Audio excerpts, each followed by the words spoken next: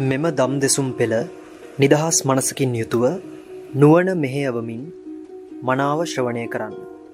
වචන පදවල නොපැටලී එයින් ගම්‍ය වන අදහස වටහා ගැනීමටම උත්සාහ කරන්න. සත්‍ය අවබෝධය පිණිසම උපනිශ්‍රය කරගන්න.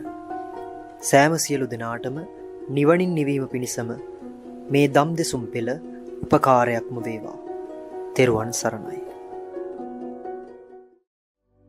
සත්තුප්ප සත්ත චරණං සරණං ජනානං බ්‍රහ්මාදිමූලි මනිරං සිසමාවහන්තං පංකේරුවාහ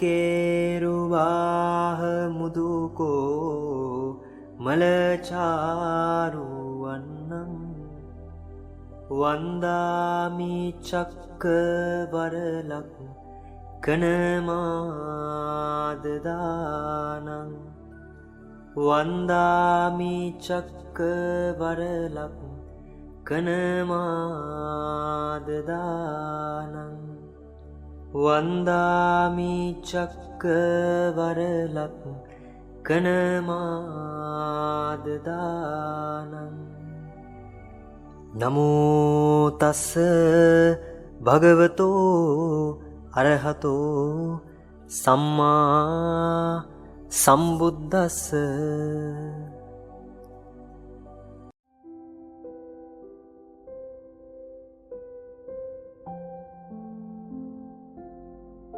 හොඳයි, එහෙනම් අපි අදත් සූත්‍රයක් සාකච්ඡා කරන්නට යෙන් තමයි සාකච්ඡා ආරම්භ කරන්නේ. සාකච්ඡාව ආරම්භ කරන්න කලින් උත්තරීතර බුදු රත්නයේ අනන්ත ප්‍රමාණ ගුණයට, ඒ වගේම ඒ උත්තරීතර ධර්ම රත්නයේ අනන්ත ප්‍රමාණ ගුණයට, මහා සංඝ රත්නයේ ගුණයට අප සියලු දෙනාගේම නමස්කාරය වේවා කියන අර්ථයෙන් අපි තුන්වන වන්දනා කරමු. සියලු දෙනාම මාත් සමගම ගාථා සජ්ජනා කරන්න සාදුකාරයක් පවත්වන්න. නමෝ තස්ස භගවතෝ වරහතෝ සම්මා සම්බුද්දස්ස. නමෝ තස්ස භගවතෝ අරහතෝ සම්මා සම්බුද්දස්ස. නමෝ තස්ස භගවතෝ අරහතෝ සම්මා සම්බුද්දස්ස. ඉතේපේසෝ භගවාරහං සම්මා සම්බුද්ධෝ විජ්ජාචරණ සම්පන්නෝ සුගතෝ ලෝකවිදු අනුත්තරෝ පුරිස ධම්ම සාරති සත්තා දේව මනුස්සානං බුද්ධෝ භගවාති ස්වාක්ඛාතෝ භගවතා ධම්මෝ සන්දිට්ඨිකෝ අකාලිකෝ ඒහි පස්සිකෝ ඕපනයිකෝ පච්චත්තං වේදිතබ්බෝ විඤ්ඤෝහීති සුපටිපන්නෝ භගවතෝ ශාවක සංඝෝ උජුපටිපන්නෝ භගවතෝ ශාවක සංඝෝ ඥායපටිපන්නෝ භගවතෝ ශාවක සංඝෝ සාමීචි පටිපන්නෝ භගවතෝ ශාවක සංඝෝ යදිදං චත්තාරි පුරිස යුගානි අට්ඨ පුරිස පුග්ගලා ඒස භගවතෝ ශාවක සංඝෝ ආහුනේයෝ පාහුනේයෝ දක්ඛිනේයෝ අංජලි කරණීයෝ අනුත්තරං පුඤ්ඤක්කෙත්තං ලෝකස්සාති නත්ති මේ සරණං අඤ්ඤං බුද්ධෝ මේ සරණං වරං නත්ති මේ සරණං අඤ්ඤං ධම්මෝ මේ සරණං වරං නත්ති මේ සරණං අඤ්ඤං සංඝෝ මේ සරණං වරං ඒතේන සච්ච වජ්ජේන හෝතු තේ ජය මංගලං කායේන වාචා චිත්තේන පමාදේන මයා කතං අච්චයං කමමේ භන්තේ බූරේ පඤ්ඤ තථාගත කායේන වාචා චිත්තේන පමාදේන මයා කතං අච්චයං කමමේ ධම්ම සන්දෙට්ඨික අකාලික කායේන වාචා චිත්තේන පමාදේන මයා කතං අච්චයං කමමේ සංඝ සුපාටේපන්න අනුත්තර සාධු සාධු සාධු.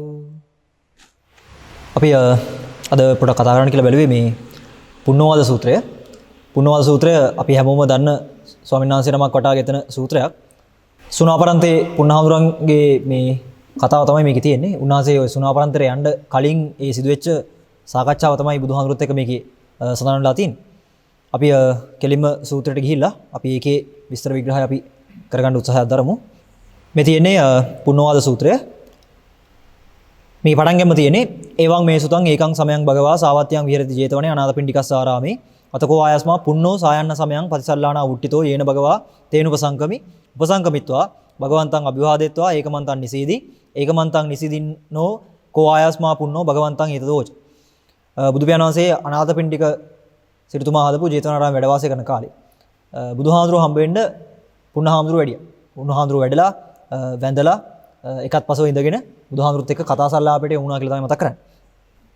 ඊට පස්සේ පුන්නහාඳුරු මතක් කරනවා සාදු මං බන්තේ භගවා සංකිත්තේන ඕවාදේන ඕවදතු යමහං භගවතෝ ධම්මං සුත්වා ඒකෝ වූපකට්ඨෝ අප්පමත්තෝ ආතාපි පහීතත්තෝ විහෙරෙයි යන්ති. වහන්ස මම භාග්‍යතුන් වහන්සේගේ යම් දහමක් අසා එකලා වූයෙම් ගණයා කෙරෙන් වෙන් වූයෙම් නොපමා වූයෙම් කෙලස් තවන වැර ඇතියෙම් නිවනට මෙහෙ වූ සිත් ඇතියෙම් වාසය කෙරෙම්ද භාග්‍යතුන් වහන්සේ මට එබඳු සංක්ෂිප්ත අවවාදයකින් අවවාද කරන සේක්වායයි ආයද සිටුම්හ. බුදුහාමුදුරු ඉස්සරහා පුන්නහාමුදුරු වැඳලා එකත් පසව ඉඳලා ඉල්ලනවා ආයාචනා කරනවා ස්වාමීනි මට ගණයාගෙන් ඒ කියන්නේ සමූහයාගෙන් වෙන් වෙලා එකලා වාසය කරමින් මේ ධර්මයට නැත්තම් නිවනට යොමු වෙච්ච ඒ නිර්වාණගාමිනී ප්‍රතිපදාව පූර්ණ කරගන්න පුළුවන් මට්ටමේ කෙටි සංක්ෂිප්ත අවවාදයක් දෙන්න කියලා. මේකේ පුන්නහාමුදුරු ඉල්ලන්නේම සංක්ෂිප්ත අවවාදයක්. එහෙනම් මේක මේ සූත්‍රෙත් අර බලනකොටම සංක්ෂිප්තයි කෙටි සූත්‍රයක්. ඒ සූත්‍රයේ අර්ථය බුදුහාමුදුරු තියලා පෙන්නනවා. ඒ කියන්නේ ගැඹුරම අල්ලගන්න පුළුවන් වෙන්න. ඊට පස්සේ බුදුහාමුදුරු මතක් කරනවා තේනෙහි පුන්න සුනාහි සාදුකං මනසිකරෝහි වාසිසාමිති. එසේ වීනම් පුණ්‍යය අසව මනාකොට මෙනෙහි කරව කියම් හයයි වදාළහ. මේ දර මට මතක් කරන්න හොඳ කාරණාවක් ආවේ අර මතක දන්නේ අපි අර අචේල කස්සප සූත්‍රයේම කතා කරනකොට මේ අචේල ඇවිල්ලා බුදුහාමුදුරන්ගෙන් පළවෙනි දෙවෙනි තුන්වෙනි සැරේ ඉල්ලනකොටත් බුදුහාමුදුරු කියන්නේ නැහැ. සහ ඔය අපි අහලා තිනවා මේ අපේ වහා ධර්ම අවබෝධය කරපු මේ හාමුදුරු ගතොත් බාහි දරුචිරි හාමුදුරු ගතොත් උන්වහන්සේත් ඇවිල්ලා පළවෙනි දෙවෙනි සැරේ ඉල්ලනවා කියන්නේ නැහැ නේ. මේක කාලය නෙමෙයි කියනවනේ. සමහරවිට අර මාළුක්කන්ගේ පුත් හාමුදුරුවෝ ඇවිල්ලා කිව්වහම ස්වාමීනි මටත් කෙටියෙන් අවවාද කරන්න කිව්වහම බුදුහාමුදුරුවෝ අහනවනේ දැන් ඔබට කෙටියෙන් අවවාද කරනවා නම් තරුණ විශ්වුන්ට මොකද්ද මම කියන්නේ කියලා. හැබැයි මට එතන කියන්න ඕනේ දැන් බුදුහාමුදුරුවෝ අර ඒ කියන්නේ චරිත නානත්වය සම්බන්ධ හසල නුවණක් තිබ්බා කියන්නේ පුන්නහාමුදුරන්ට එහෙම කිසිම තැනක විරාමයක් දෙන්නේ නැහැ. දැන් මහන්න එපා. එහෙම නැවත ඉල්ලන තැනට ගේන්නේ නැහැ. අහපු ගමන්ම එහෙනම් අහගන්න කියලා කියනවා. ඉතින් ඒ හින්දා අර ඒක කියන්නේ අර බුදුහාමුදුරන්ගේ ඉන්දිය පරෝපරයත් ඥානෙ ඒ වගේ ඥාන දර්ශනත් එක්ක හැප්පෙන්න පුළුවන් කෙනෙක් නැහැ. මෙතනදී බුදුහාමුදුරුවෝ කියනවා සාදුකං මනසිකරෝහි බාසිසාමි. ඒ කියන්නේ බුදුහාමුදුරුවෝ කොහෙවත් ධර්මයක් දේශනා කරනකොට ඔහේ අහන්න ඔහේ ඇහි එහෙම නැහැ. කියන්නේ කෙලින්ම යොමු කරලම කියනවා. يعني කෙලින්ම දිශාගත කරලම කියනවා හරියට අහන්නම කියලා. හරියට මෙනෙහි කරන්නම කියලා. එතකොට තමයි කියන්න ඒ කියන දේ බවින් අල්ලගන්න පුළුවන් වෙන්නේ. නැත්තම් වෙන්නේ අර අපි සමහරවිට කල්පනා කරාට මේ කොහොමද ධර්මයේ කියනවා නම් අපිට තේරෙයි වගේ කියලා ඒක හිමයක් වෙන්නේ නැහැ. ඔව් සාදුගම් කියද්දී අර අපි ඊත් කතා කරේ අර මේ මනාව ශ්‍රවණය කිරීම කියන එක. සුසුතන් ලබතේ පඤ්ඤං කියන එකනේ. එනේ මනාවට ශ්‍රවණය කරනවා. මනාවට ශ්‍රවණය කරනවා කියන්නේ හොඳට අහන් ඉන්නවා කියන එක නෙමෙයි. ඒ කියන දේ බවින් අල්ලන්න පුළුවන් වෙන්න ඕනේ. සහ මම ඒක ආපහින්ද කියන්නම් ඔය අපි පාවිච්චි කරන වචන ගත්තාම ඒ වචන ඇත්තටම අර ඕනාවට එපාවට පාවිච්චි කරන්න බෑ. ඒ කියන්නේ ඕනම වචනයක් හැදෙන්නේ, ඒ කියන්නේ ශබ්ද රටාවක් හැදෙන්නේ ඇත්තටම යම් හැඟීමක් ඇති කරන්න. දැන් අම්මා කියන එක. අම්මා කියන වචන ඇතුලේ තියෙන ඒ ගුණය මුල් වෙලයි වචනේ හැදෙන්නේ. දැන් ඔය සාමාන්‍ය දැන් අද සමාජයේ අර මේ වචන පාවිච්චි කරනවානේ නුහුරට. අපි අර දැන් බුදුහාමුදුරන්ගේ ගුණයටනේ අරහන් කියලා කියන්නේ. හැබැයි අපි අද අරහන් කියනකොට ඒ ගුණයක් නෙමෙයි එන්නේ. මට යා අරහන් කියද්දි මට යාව පෙන්වන්න බෑ වගේක් තියෙනවා. ඒතර තියෙනවද අර මේ වචනේ ඔහේ පාවිච්චි කරනවා ඒ හැඟීම සම්පූර්ණ මැරෙනවා කියන්නේ. පැහැදිලිද? ඕකේ ඔය ඕනම වචනයකට ඒ වචනාර්ථය නැත්නම් ඒ වචනේ හැඟීම එන්නේ යම්කිසි ස්වභාවයක් අර්ථ දක්වන්න. ස්වභාවයක් හොඳ යම් දෙයක් නෙමෙයි. ස්වභාවයක් අර්ථ දක්වන්න. ඒ කියන්නේ මම උදාහරණයක් කිව්වොත් නිවස කියලා කිව්වොත් නිවස කියලා කිව්වොත් අපිට මතක් වෙන්නේ ස්වභාවය නෙමෙයි. අපිට මතක් වෙන්නේ දේ. දැන් ගේ කියන්නේ මොකද්ද කියලා අහුවාම අපිට මතක් වෙන්නේ බිත්ති හතරක්, වහල ටිකක්, උළු ටිකක්, දොර ජනෙල් ටික ඔය ටික. ඒ නිවස නෙමෙයි. පැහැදිලිද? ඊට පස්සේ දැන් කෙනෙක් කියයි හරි ඉතින් නිවස නම් හම්බෙන්නේ නැති බව ඇත්ත දොර ජනෙල් හම්බෙනව නේද හඳුනන කියලා. එහෙමත් නෑ. අයි දොර කියලා කිව්ව ගමන් අපිට රක් ගන්න මතක් වෙන්නේ ලී පට්ටම, කැටයන් ටික එහෙම. හොඳට බලන්නකෝ. ඒ කියන්නේ අපි ඇත්තටම අර වචනේ තියෙන ස්වභාවය නැත්තම් ඒ මූල ධාතුවෙන් අල්ලනවද නැත්තම් අපි මේ වචනේ අරගෙන අපි දන්න ටිකක් දාලා බලනවද කියන එක බලන්න වටිනවා. පැහැදිලිද? ඒ හින්දා මම ඒක මතක් කරන්න ගියේ දැන් අර සමහරවිට අපි දැන් කතා බහ කරන් යනකොට අර කියන වචන හොඳට තේරෙනවා වගේ තමයි. හරිද? හැබැයි අර බුදුහාමුදුරුවෝ දේශනා කරන ඔය ගැඹුරට එනකොට බුදුහාමුදුරුවෝ වචනේ පාවිච්චි කරනකොට ඒ වචනේ අර්ථයෙන් ගත්තේ නැත්තම් අපිට කෙලින්ම අපි දන්න දෙයකට අපි දන්න කෙනෙකුට තමයි යමු වෙන්නේ. ඒකෙන් සෑහෙන මුලාවට යamak තමයි වෙන්නේ. හරිද? ඒක නොවෙන්නයි මම කිව්වේ. ඒ හින්දා අර මනාවට ශ්‍රවණය කිරීම වැදගත් බවයි මම අර ඒ කොටසින් පෙන්වන්න උත්සාහ කළේ. හරි. ඊට පස්සේ පුණ්ණහාමුදුරුවෝ කියනවා ස්වාමීනි එහෙමයි කියලා කිව්වහම බුදුහාමුදුරුවෝ මේ විදිහට මේ දේශනාව ආරම්භ කරනවා. ඒ තමයි සන්තිකෝ පුන්න චක්කු විඤ්ඤයා රූපා ඉට්ටා කන්තා මනාපා පිය රූපා කාමෝප සංහිතා රජනීයා තංචේ බික්ඛු අභිනන්දති අභිවදති අජ්ජෝසහාය තිට්ඨති තස්ස තං අභිනන්දතෝ අභිවදතෝ අජ්ජෝසහාය තිට්ඨතෝ uppajjati නන්දි සමුදයා දුක්ඛ සමුදයෝ පුණ්ණාති වදාළ. මේක සිංහලට කොටස ගියොත් පුණ්‍යය ඉෂ්ට වූ කාන්ත වූ මනාප වූ ප්‍රිය ස්වરૂප වූ කාමෝප සංහිත වූ මෙන්න මෙතන තියෙනවා වචනයක් මේ මෙන්න මේක සිත්තල වීමට නිසි කියලා. මේක දැන්ට එච්චර හිතන්න එපා මම කියන්න මේකේ තියෙන පොඩි තනක්. සිත්තල වීමට නිසි චක්ෂුර් විඤ්ඤය රූපායතන කෙනෙක් ඇත. ඉදින් මහාන ඒ රූපායතන අභිනන්දනය කෙරේද සිතින්ගෙන තෘෂ්ණා වශයෙන් බෙනේද. එතනත් මෙන්න මේක. සිතින්ගෙන කියන කොටස ආයි ඒක ඇල්ල පොඩක් මතක තියාගන්න ඕනේ. ගැලගෙන සිටීද ඒ රූපායතන අභිනන්දන කරන තෘෂ්ණා වශයෙන් බණන ගැලගෙන සිටුනා ඒ මහානට තෘෂ්ණා උපදී. තෘෂ්ණා සමුදය හේතුවෙන් පුණ්‍යය දුක්ඛ සමුදය වේයයි කියන්නේ. ඕකේ මම ඒකත් එක්කම මේ කොටස වෙන්නනම් එතකොට අර මම මේ හයිලයිට් කරපු කෑල්ලේ ඒ අදහස දෙන්න පුළුවන්. ඒ වගේම බුදුහාමුදුරුවෝ පෙන්නනවා දැන් උතර පෙන්නුවේ චක්කු විඤ්ඤය කියන තැනට. ඊට පස්සේ බුදුහාමුදුරුවෝ පෙන්නනවා සන්තිකෝ පුන්න සෝත විඤ්ඤයා සද්දා ගාන විඤ්ඤයා ගන්ධා ජීවා විඤ්ඤයා රසා කාය විඤ්ඤයා පුට්ටබ්බා මනෝ විඤ්ඤයා ධම්මා. ඉට්ඨාකන්තා මනාපා පිය රූපා කාමෝප සංහිතා රජනීයා තංචේ බික්ඛු අභිනන්දති අභිවදති අජ්ජෝසහාය තිට්ඨති තස්සතං අභිනන්දතෝ අභිවදතෝ අජ්ජෝසහාය තිට්ඨතෝ uppajjati නන්දි සමුදයා දුක්ඛ සමුදයෝ පුණ්ණාති වදාන. මෙන්න මේකේ මෙන්න මේක බලන්න මම මෙන්න මේ කොටස පොඩ්ඩක් පෙන්නන්න. මෙන්න මේ ටිකේ ඉෂ්ට වූ කාන්තෝ මනාපෝ ප්‍රිය ස්වરૂපෝ කාමෝප සංහිත වූ රංජනයේට නිසි වූ මනෝවිඤ්ඤය ධර්මායතන කෙනෙක් ඇත. ඉදින්නේ මහාන ධර්මායතන අභිනන්දන කෙරේද තෘෂ්ණා වශයෙන් බෙනේද ගැලගෙන සිටුනේ වේද එය අභිනන්දන කරන තෘෂ්ණා වශයෙන් බන්නා ගැලගෙන සිටුනා වූ තෘෂ්ණා උපදී තෘෂ්ණා සමුදය හේතුවෙන් දුක්ඛ සමුදය වෙයි කියන්නේ. මම මේ දෙක පොඩ්ඩක් සම්බන්ධ කරේ. දැන් අර මුලින් කියපු ඡේදේ අර මම කිව්වේ මේ සිතින්ගෙන තෘෂ්ණා වශයෙන් ආශ්‍රය කරනවා වගේ දවසක් ආවේ. දැන් ඕක කියනකොට අපිට හිතෙන්නේ බුදුහාමුදුරුවෝ ටක් ගාලා මේ අර යම් දෙයක් අපේ හිතින් පරිහරණය කරනවා නම් තෘෂ්ණාවෙන් යුක්තව ඒක තමයි ප්‍රශ්න කිව්වා වගේ කියලා. මම ඒකයි අර දෙවෙනි කොටස පෙන්නුවේ ඒකේ සිතින්ගෙන පරිහරණය කරනවා කියන එකට පහර වදිනවා. එනි මෙතන දැන් පරිවර්තනය පෙන්වන්නේ ඊට අදාළව යම් අදහසක් පෙන්වන්නනේ. ඒතකොට අපි බලන්න ඕනේ ඒකත් එක්ක ඊට පස්සේ ටිකක්. හරිද? මොකද සිතින්ගෙන නම් තෘෂ්ණාවෙන් يعني සිතින්ගෙන තෘෂ්ණාවෙන් බඳනාලද කියලා අපි ගන්නවා නම් කෙලින්ම පෙන්වන්න තියෙන්නේ මනෝවිඤ්ඤයෝ ධම්ම කියන කොටස. ඒක පැහැදිලිද? ඔව් ඒ කියන්නේ දැන් මෙහෙම කරලා දැන් අපි සාමාන්‍යයෙන් හිතනවා නේද?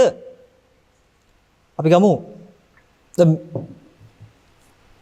දැන් මේ පීරිසිය කියන එකට සාමාන්‍ය මිනිසෙක් හිතන්නේ මේවට අපිට කැමැත්තක් නැහැ කියලා. ඒ කියන්නේ මේක කැඩුනත් එකයි මොකද මේක පන්සලේනේ දැන්. මේක ආරාමේ ගන්න අදාළ නැහැ අපිට කියලා. ඒතර දැන් කෙනෙක් ඇහුවොත් කොහොමද මේක නිසා ඔයගලන්ට දුක එන්නේ කියලා ඇහුවොත් එයා කියන්නේ මේක මගේ කරගත්තොත් තමයි හඳුනන්නේ ප්‍රශ්නේ කියන එක. ඒතර මගේ කරගන්නේ නැහනේ අතින් පයින්. හරිද? එයා ඇහෙන් ගත්ත දේ හිතෙන් බැඳගත්තා කියන දරින් එයා හිතන්නේ දුක කියලා. පැහැදිලිද මං කියන එක? අර කියන්නේ මේක හිතෙන් අයිති කරගෙන තමයි තියෙන්නේ. නැත්නම් අර කියන්නේ හිතෙන් අයින් කළා අතින් අල්ලලා පාවිච්චි කරන්න පුළුවන් වෙනවා. ඒ අදහස ඇවිල්ලා තියෙන්නේ බහුතරයේ හිතන් ඉන්නවර හිතින් බැඳුනහම තමයි ප්‍රශ්නේ කියලා. හිතින් බැඳීම නම් ප්‍රශ්නේ. ඉතින් හිතින් බැඳීම නම් මේකේ ගැටලුව. දුක්ඛ සමුදය කියන ඕකට නම්. එහෙනම් ඉතින් බුදුහාමුදුර අර චක්කු විඤ්ඤය, සෝත ගාහන, જીවහා, කාය කියන ටික කියන්න ඕනේ නැහැ. ඒ කෙලින්ම මනෝ විඤ්ඤය තරටම කියන්න පුළුවන්. පැහැදිලි මම කියන එක. ඒකයි මම කිව්වේ සිංහල පරිවර්තනය එතන පෙන්වන්නේ ලොකු සානස්ලා ඒ අර්ථය උලුප්පීම පිණිස. ඔක මම අදහස කියන්නම් අහලා තිනව නේද වචනයක් මේ හිතර්ෂී කියලා. හිතයිෂී කියලා කියන්නේ. ඔය හිතයිෂී කියන්නේ තණ්හාවට නමක්. තේනවද? කෙලෙසයට හිත. කෙලෙසයට හිතදි කියලා කියන්නේ.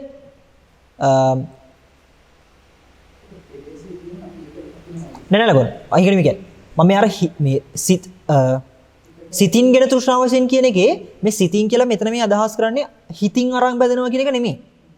ඔය හිතින් අරගෙන කියන කොටසට සමානයි හිතර්ෂී කියන එක. හිතයිෂී කියන එක. ඔව් හිත කරයි කියලා කියන්නේ බැඳෙන්න තියෙන හැකියාව වගේ එකක්. පැහැදිලි මං කියන එක. හිතයිෂී කියන එකේ අදහස එනව නේද? හිතයිෂී කියන්නේ කැමැත්ත පවතිනවා කියන එක නැත්නම් තෘෂ්ණාවටයි කියන එක. දැන් හිතයිෂී වෙන්නේ නැහනේ අකමැත්තනකට. මම කියන්නේ ප්‍රායෝගිකව. මට මෙයා හිතර්ෂී කියනකොට මෙයා හතුරා කියන එකෙන් නෙමෙයි මම ඔය කියන්නේ. ඒතර හිතර්ෂී බවක් ඇති කරගන්න පුළුවන් වෙන්නේ තණ්හාව යොදන හින්දානේ එතන. තණ්හාව යෙදෙන හින්දානේ. මට මේ කියන්න ඕනේ මේ මෙතන හිතටගෙන තෘෂ්ණාව වශයෙන් කියද්දි මේ කියන්නේ පේන එක හිතරම් බැඳෙනවා කියන එක නෙමෙයි. පැහැදිලිද? මොකද සාමාන්‍යයෙන් අපි හිතන් ඉන්නේ මේ පේන දේ ප්‍රශ්නයක් නෙමෙයි මේක අපි පරිහරණය කරන තමයි ප්‍රශ්නේ කියලා. පැහැදිලි මං කියන එක. ඒකට මේකේ පහර වදිනවා. මොකද චක්කු විඤ්ඤය වූ රූපායතනයක් ඇද්ද කියන එකෙන් පටන් ගන්න තමයි ඉත්‍රාගන්තා මනාපා පිය රූපා කාමෝපසංහිතා කියන එක ගන්නෙ. නැතුව දැන් මේ ඇහැට පේන දේ කියන්නේ ඇහෙන් දත යුතු රූපය හිතින් බාරගත්තට පස්සේ බැඳෙනවා කියලා නෙමෙයි කියන්නේ. පැහැදිලි නේද ඒක? ඒකල ගන්න මෙහෙමයි දැන් නිකන් ගන්න ඇමරිකාවේ තියෙන අපි හිතමු ඇමරිකාවේ තියෙන කරපිංච ගහක් අපිට මේ වෙලාවේ දුක ගෙනලා දෙනවද? ගෙනලා දෙන්නේ නැහනේ. ඇයි? අපි ඒක ගැන දන්නෙත් නැහැ. මේ දැම්මයි ඇහුවේ. හරිද? ඒතර අපි හිතන් ඉන්නේ යම් දෙයකින් අපිට දුකක් එනවා නම් ඒ දේ මගේ ජීවිතයට ඇවිල්ලා තියෙනුනේ මට තේරෙන මට්ටමට. ඔව්. ඒ කියන්නේ හරිනම් දැන් පවා මට හිතන්න පුළුවන්ව තියෙන දෙයක් තමයි මට දුක එන්නේ. නිකන් අපි හිතමු දැන් ගිහි කෙනෙක් මෙතන බණහන් දෙනවා නම් එයා මේ වෙනකොට ගෙදර දරුවෝ කාලා බීලාද කියලා කල්පනා කරනවා. ඒතර ඒක නිසා දුකක් එනවනේ යාට. කෑවේ නැද්ද දන්නෙත් නැහැ. ඒතර එතන තේරෙනවද? දැන් මෙතන ෆිසිකලි නෑ. ඒ කියන්නේ භෞතිකව අල්ලන්නත් බෑ යාව. පේන්නෙත් නෑ, ඇහෙන්නෙත් නෑ, දැනෙන්නෙත් නෑ. හිතෙනවනේ. ඒතකොට දැන් එයාට එතන හිතන්න පුළුවන් කලින් දැකපු රූපෙටනේ මම මේ තාම බැඳිලා ඉන්නේ. පැහැදිලිද? ඒ හිතින් බැඳෙනවා කියන අර්ථය සාමාන්‍ය ලෝකයා හිතන් ඉන්න තෘෂ්ණාව. ඒක නෙමෙයි මේ කියන්නේ. ඒතකොට අර හිතෙන් ගැලවුණා නම් නැත්නම් හිතෙන් නිදහස් වුණා නම් හරි වගේ කියලා හිතන එක තමයි ඊට පස්සේ හිතන්න වෙන්නේ. ඒක නෙමෙයි කියන්නේ. මොකද ඒක එහෙමනම් මම මේකයි නැවත කිව්වේ. බුදුහාමුදුරන්ට තිබ්බ මේකේ දේශනාව ගේන්න පුන්නහාමුදුරන්ට. මොකද සංක්ෂිප්ත ඕනේ කියන්නත් කිව්වේ. අර ඊතුරු පහම අයින් කරා නම් කෙලින්ම සංක්ෂිප්තයි. එනේ චක්කු සෝත ගාන ජීවහ කාය කියන ඔක්කොම ටික අතහැරලා මොකද හිතෙන් බැඳ ගන්න ඕන නම් ප්‍රශ්නේ. මේ මනෝවිඤ්ඤය ඒ ධම්ම කියන පැත්තට කිව්වනම් හරි. හැබැයි ඒක කියන්නේ නැහනේ. ඊතුරු පහ කියනවා. ඒතර මෙතන මේ හිතේ සිතින්ගෙන තෘෂ්ණාව වශයෙන් බෙනේද කියන එකේ අදහස තමයි හිතර්ෂී කියන ගතිය. හිතයිෂී කියන එක. පැහැදිලි මං කියන්නේ. ඒකයි මම මෙතන පෙන්නුවේ අර පොඩ්ඩක් මාක් කරලා. මෙතින් සිතින්ගෙන තෘෂ්ණාව වශයෙන් කියලා මෙන්න මේ කොටස. හරිද? ඊට පස්සේ සිත් ඇලවීමට නිසි. මේ සිත් ඇලවීමට නිසි කියලා ගන්නේ අර මෙන්න මේකෙන් බලන්නකෝ. කාමෝපසංහිතා. මෙන්න තියෙනවා කාමෝපසංහිතා මම වචන කියන්නේ. කාමෝපසංහිතා කියන එකට පාලියේ ලස්සනට සිංහල අරන් තිනවා කාමෝපසංහිත වූ. ඊට පස්සේ කියන්නේ රජනීයා කියලා. රජනීයා කියන එකට තමයි සිත් ඇලවීමට නිසි කියලා අරන් තියෙන්නේ. හරිද? ඒ කියන්නේ ඔය අපි හිතන් ඉන්න හිතෙන් බැඳෙන එක නෙමෙයි. හරිද? රජනීයා කියන එක මෙන්න මේ බලන්න. මේ තියෙන්නේ ඇලීම ඇති කරන. තේරෙනවද? රජනීය කියන්නේ රජස් කියන එක දන්නවනේ. කෙලෙස්නේ. ඒ කියන්නේ කෙලෙසයට හිත. කෙලෙසයට හිතයි කියන්නේ ඒක නිකලස් නෙමෙයි. කෙලෙසයට හිතයි කියන්නේ ඒ කියන්නේ දැන් මම හරි දත් කිව්වේ මේ සුදු පාට රෙද්ද කියන්නේ පිරිසුදු බව නෙමෙයි. අපිරිසුදු භවයේ මූලය ඔය. ඒ පිරිසුදුයි 100%ක් සුදු පාට ෂර්ට් එකකට ඕන පාටක් වදිනවා. පැහැදිලිද? අන්න ඒ අර්ථයෙන් ගන්න ඕනේ. අන්න ඒක තමයි සිත් అలවන සුළුයි කියන එක. නැත්නම් රජනීයයි කියන එකට තමයි වචනේ ගේන්නේ. ඉතින් මම ඒකයි කිව්ව අර තේරුම් කරගන්න හිතයිෂී කියන එක. ඒ කියන්නේ බැඳීමට ලෙහෙසි නැත්නම් බැඳෙන්න හැකි කියන මගේ අර්ථය. තේරෙනවනේ? දැන් මෙහෙමයි බැඳෙන්න හැකි කිව්වහම හිතන්න එපා අර මිස්ලීඩ් වෙලා මේ කියන්නේ අර කෙනෙක්ට බැඳෙනවා කියන එක නෙමෙයි. ඒක මොකද මම පැහැදිලිව මෙතන ඒක කියන්නේ බුදුහාඳුරෝ මෙතන කියන්නේ පුණ්ණය කෙනෙක්ට ඉෂ්ට වූ කාන්ත වූ ප්‍රිය ස්වරූප වූ කාමෝපසංගිත වූ සිතලෙමෙන් නිසි චක්කු විඤ්ඤාණී රූපායතන කෙනෙක් ඇත කියලා. කෙනෙක්ට කියලා කියන්නේ නැහැ. හරිද? කෙලිම කියන්නේ ඉෂ්ට වූ කාන්ත වූ මනාප වූ ප්‍රිය ස්වරූප වූ කාමෝපසංගිත වූ සිතලෙමෙන් නිසි චක්කු විඤ්ඤාණී රූපායතන කෙනෙක් ඇත කියලා. හරිද? මම ඒකයි කිව්වේ අර දැන් රූපායතන කියන එක අපි අහලා තිනවනේ. රූපායතන, ශබ්දායතන, ගන්ධායතන ඔහොම අපි අහලා තිනවනේ. ඒතර අපිට නිකන් අර හිතෙන්නේ ඔ මේ කෙනාට තියෙන ආයතනෙ වෙන්නද මේ කියන්නේ කියලා. ඒක කියනකොටම අර්ථය පයින්නවා. පැහැදිලිද? පැහැදිලිද මම කියන එක? ඒ කියන්නේ දැන් මම ඒක ඉස්සරහට කිව්වා දැන් සිත ඇලවීමට කියනකොට නැත්නම් සිත ඇලවීම කියන එක ගන්නකො. ඔය සිත ඇලවීම කියද්දී අපිට හිතෙන්නේම දැන් මගේ හිත ඇලවෙනවා කාට හරි වගේනේ. ඔව් ඒ කියන්නේ සරලම සිංහල භාෂාවත් කිසිම භාෂාවක් කතෘ අයින් කරලා කතා කරන්න බෑ. ඒ කියන්නේ මගේ සිතට ඇලෙන්නේ නැතුව තියාගත්තා නම් හරි වගේ එකක්. පැහැදිලිද? එහෙම තමයි ගන්නෙ. වැඩේ දින්නේ දැන් මම ඒකයි කිව්ව අර ඕනම වචනයක් පාවිච්චි කරනකොට ඒ වචනේ තියෙන ස්වභාවයයි ගන්න ඕනේ.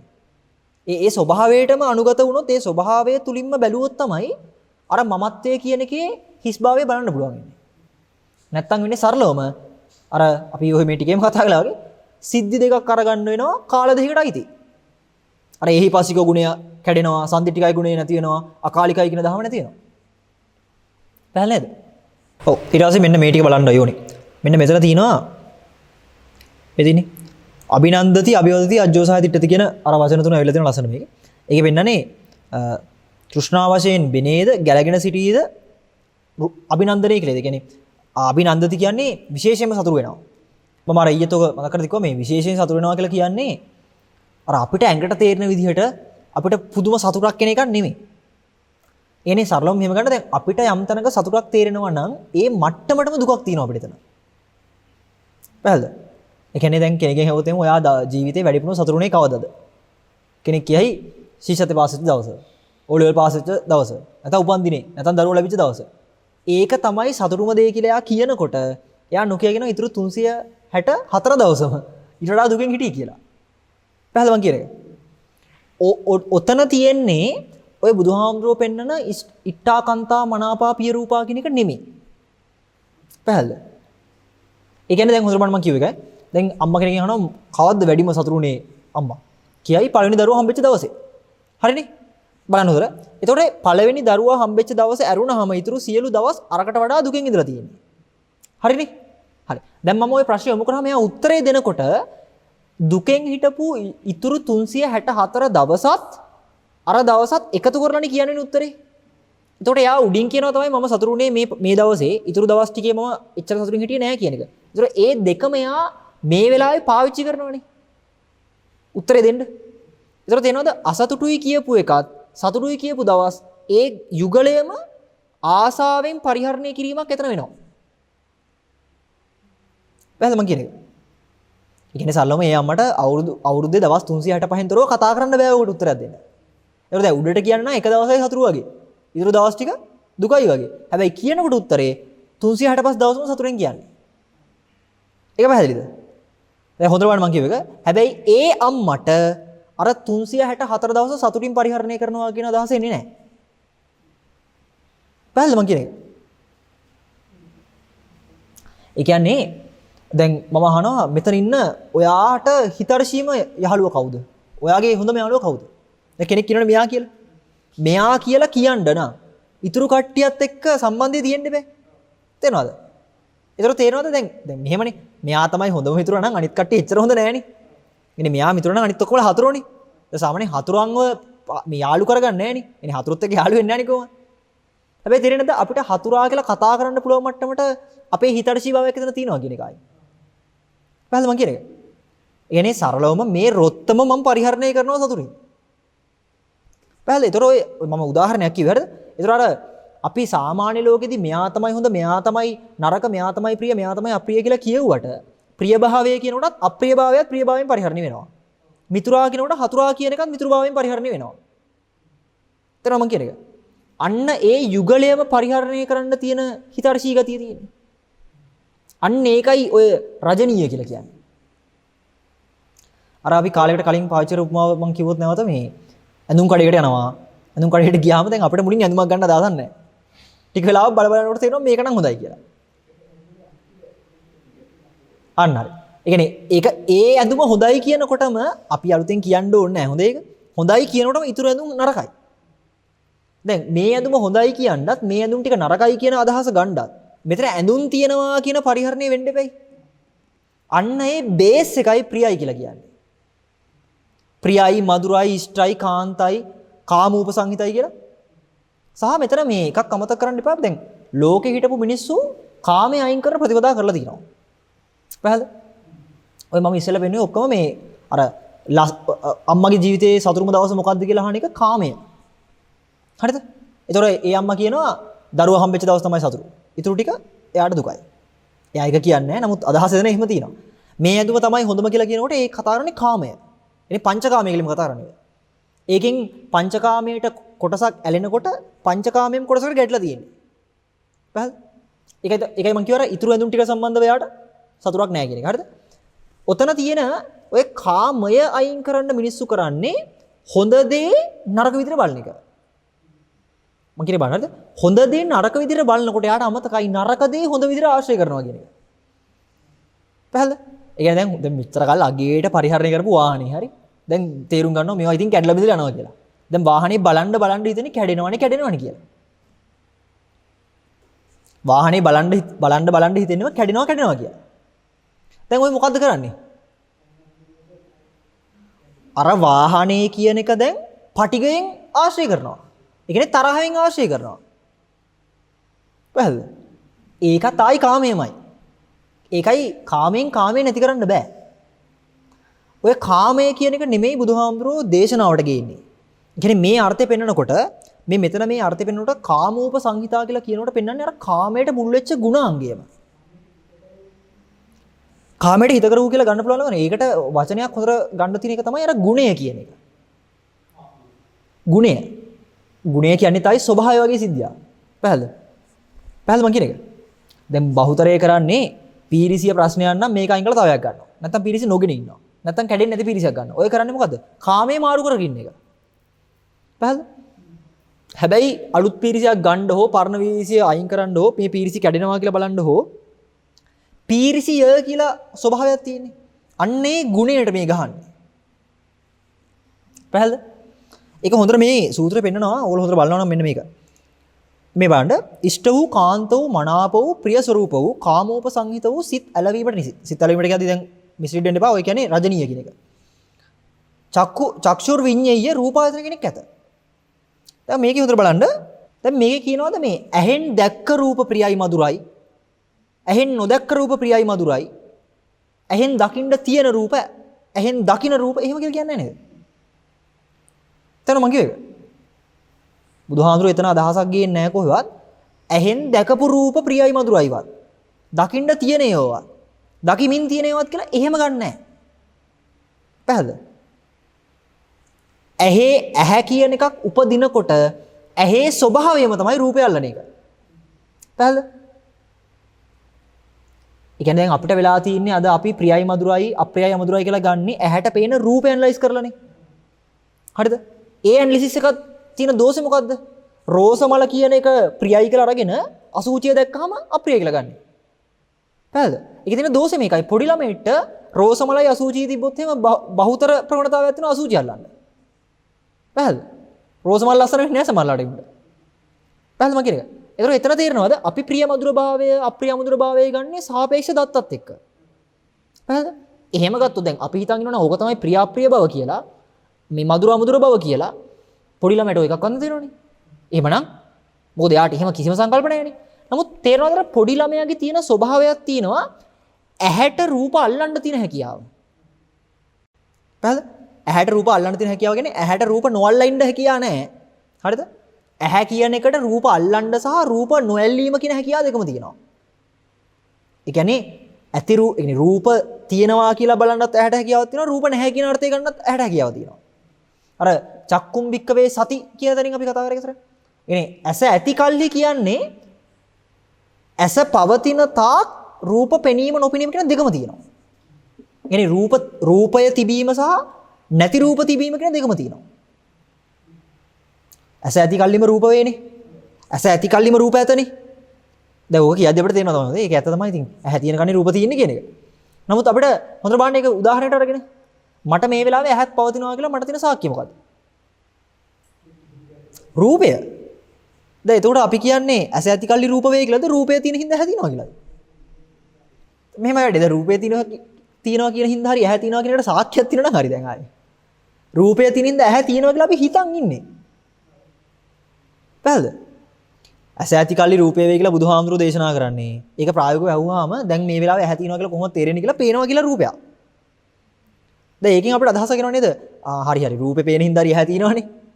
මම ඒවොත් එම දැන් රූපේ පේන හින්දා ඇහක් තියෙනවා කියලා ගත්ත සාක්කිය මොකක්ද ආයි? එනේ ඇහැ කියන එකට කිසිම සංකේතයක් දෙන්න බෑ. ඒවට කට්ටිය හිතයි දැන් එහෙම නෑනේ හඳුනේ ඉතින්. ඔය ඇහි තියෙන්නේ මෙහෙම නිකන් අර මෙහෙම නිකන් මේ කොට්ටම් බැටේක වගේ හැඩයක් තියෙනවා. ඉතින් එහෙම එකක් කියනවනේ. නේද? ඒකත් ආයි රූපයක් නෙමෙයිද?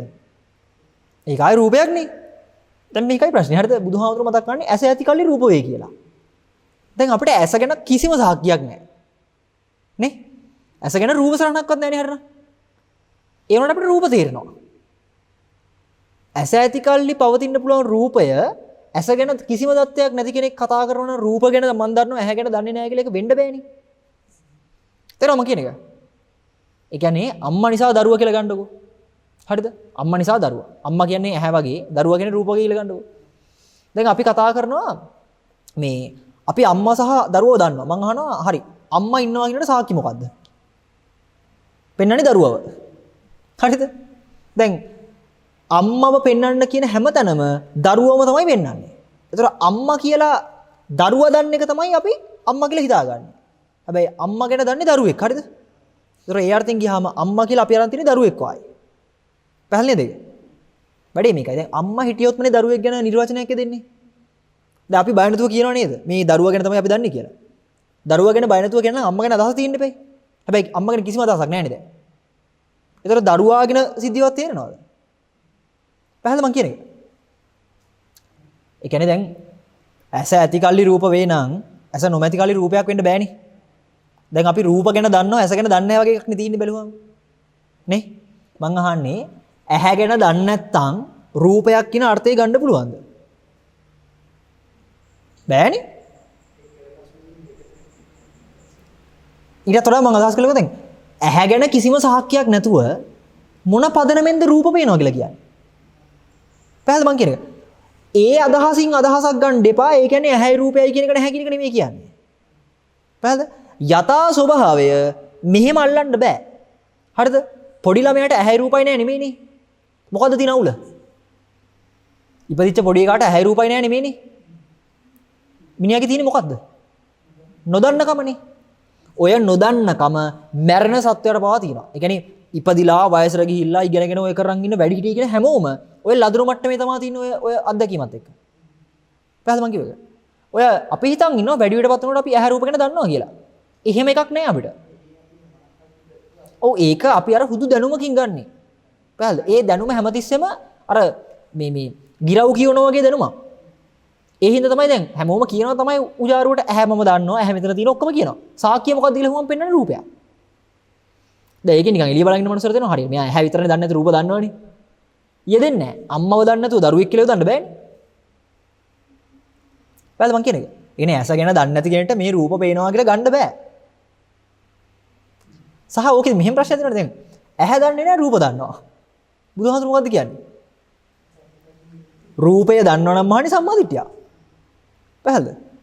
ඇහැ දන්නවනම් මහණි සම්මාදිට්ඨිය. දැන් රූපය ගැන දන්නව ඇහැ ගැන දන්නේ නැති වෙන්න බෑනේ. පැහැදිලිද මං කිව්ව එක?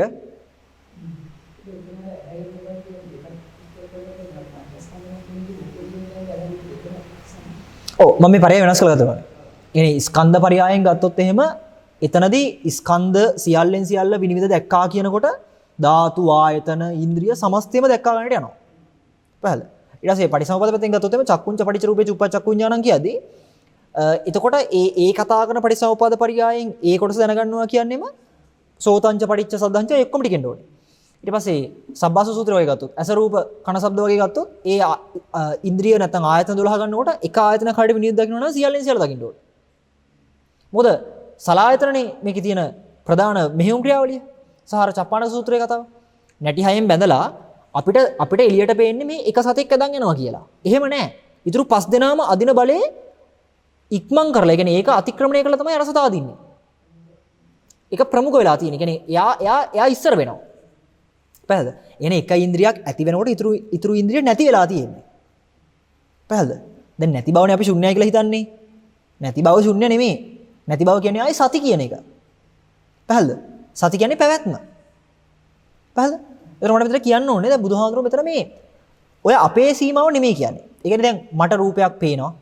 මම මේක කිව්වේ මොකක්ද කියන්නේ? දැන් අපිට ඇහැ ගැන අදහස එන්නෙම රූපයක් කරානේ. ඒතර අපේ ජීවිතවල හැටියට රූපයක් පේන්න ඕනේ ඇහැ ගැන අදහසක් එන්න. පැහැද? ඔය රූපයක් නොපෙනිච්ච වෙලාවක් තියෙනවා නම් අපිට ඒක හරියට නිකන් අපි හිතන්නේ නිවන වගේ කියලා. ඒක නිවන් නෙමෙයි. එන්නේ නැති පැත්තට තියෙන. මට මේක කියන්න ඕනේ. දැන් බුදුහාමුදුරුවෝ පෙන්වන්නේ චක්ෂුර් විඤ්ඤේය රූපායතනයක් ඇත කියලා. නමුත් අපිට වෙලා තියෙන්නේ මොකද්ද?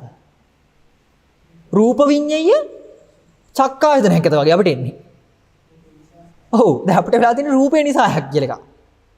ඒකත් ඉතින් රූපේ නිසා ඇහක් කියලා හිතන්න වෙනව මිසක අදහසක් ගන්න බෑ චක්ෂුය ගැන. ඉතින් අර්ථ විකෘති වෙලා තියෙන අපි බලන විදිහට. හරිද? සහ මෙතන තව අදහසක් තියෙන හොඳ. දැන් අපි සාමාන්‍යයෙන් කතා කරන්නේ අපිට තේරෙන රූපත් එක්කනේ. මෙතන බුදුහාමුදුරු පෙන්නන්නේ චක්ෂුර් විඤ්ඤේය රූපායතනය. එනේ චක්ෂුෂයට විඤ්ඤේය වන රූපායතන ගැන කියන්නේ. ඒකෙදි කියන්නේ ඉනේ ඇහැට පෙනෙන ඇහැට මේ වෙලාවේ පෙනෙන ඇහැට පෙනේවි කියන එක නෙමෙයි කියන්නේ. ඇස ඇති කල්හිම රූපය හමු වෙනවා කියලා තනින් ගන්න. ඒ වෙනස් වෙනවද නැහැ. ඒ කියන්නේ දැන් ඔය අපි වෙනස් කරන එකේ වැඩේ උනේ. ඒ කියන්නේ අපි දෙකට බෙදනවානේ. ඇස ඇති කල්ලි රූප වේ කිව්වම අපිට හිතෙන්නේ ඇහැ දිගට පවතිනවා ඇති. ඔය ඇහැට රූප හිම් හිම් එනවා ඇති කියලා. ඕකෙන් තමයි අපි ඔය ගන්නෙ දැන් චක්ෂුර් විඤ්ඤේය රූපායතන කතකවම හරිනේ ඉතින් ඇහැ පවතිනවා ඒකට ඉතින් රූප ගැටෙනවා ඇති කියලා. එතකොට දැන් මේක එකක් කියලා නෙගන්නේ. එහෙම නෙමෙයි කියන්නේ. චක්සුසේ යම් තැනක පවතිනවා නම් රූපයට අම්ම ඇවිල්ලා තින්නේ දැන්. තේරෙනවද? ඒ කියන්නේ සරලවම චක්සුසේ පවතිනවා නම් රූපය පවතිනවමයි. පැහැදිලිද මං කියන එක? නෑ හිත කරයි කියන එක ලබන්නේ ඒක සමහරවිට අපි ගන්න අර්ථයත් එක්ක පටලවනෝනේ. හිත කරයි කිව්වම නිකන් අර සමහර වෙලාවට තියෙනවනේ එහෙම නැති එකක් වගේ. එහෙනම් දැන් ඔය අපි ගමු හැකියාව වගේ එකක්. හරිද? දැන් ඔය හැකියාවේ සින්දු කියන්න හැකියාවක් තියෙනවා කොහොම අපි ගන්නේ ඔව් හරි ස්ටේජ් එකට නැග්ගාම සින්දු කියයි වාඩිලා ඉන්නකොට සින්දු කියන්නේ නැහැ කියන එක. ඒකත් මම කියන්නේ අර්ථයෙන් ගන්නව නම් හරි. ස්ටේජ් එකට නැග්ගාම සින්දුව කියනවා. වාඩිලා ඉන්නකොට නැති සින්දුව කියනවා. අන්න ඒකෙන් ගත්තා නම් හරි. පැහැදිලිද? හැකියාව සහ ප්‍රතිඵලය හැකියාව තියදී ප්‍රතිඵලය හිස් වෙන්නේ නැහැ. හරිද? ඒ කියන්නේ මේ දැන් අපි සමහරවිට අපේ වචන පාවිතය කියන මේ අවභාවිතය හරිද? අපි වචන අවභාවිතා කරනවා මෙහෙම. දැන් අපි ටිකක් වයසක කාන්තාව දැක්කම අපි අම්මා කියලා කියනවනේ. අම්මේ ඇවිල්ලා ඉඳ ගන්න වගේ කියලා කියනවනේ. ඒ අපි අම්මා කියලා අර්ථය ගේන්නේ ඇයි? අපි හිතනවා මේ අපේ වයසේ දරුවෝ ඉන්න කාන්තාවක් වෙන්න ඇති කියන පූර්ව නිගමනය. පැහැදිලිද? හැබැයි අපි ඇත්තට මේ කාන්තාවත් එක්ක කතා කරලා බලුවොත් සමහරවිට කතාව බඳලත් නැහැ. පැහැදිලිද මං කියන එක? ඒතර ලෝකෙ මිනිස්සු අම්මා කියන වචනේ ඔහේ යොදනවා. හැබැයි අම්මා කියන ප්‍රඥප්තිය හරියට ගැලපෙන්නේ දරුවා කියන සිද්ධියත් එක්ක.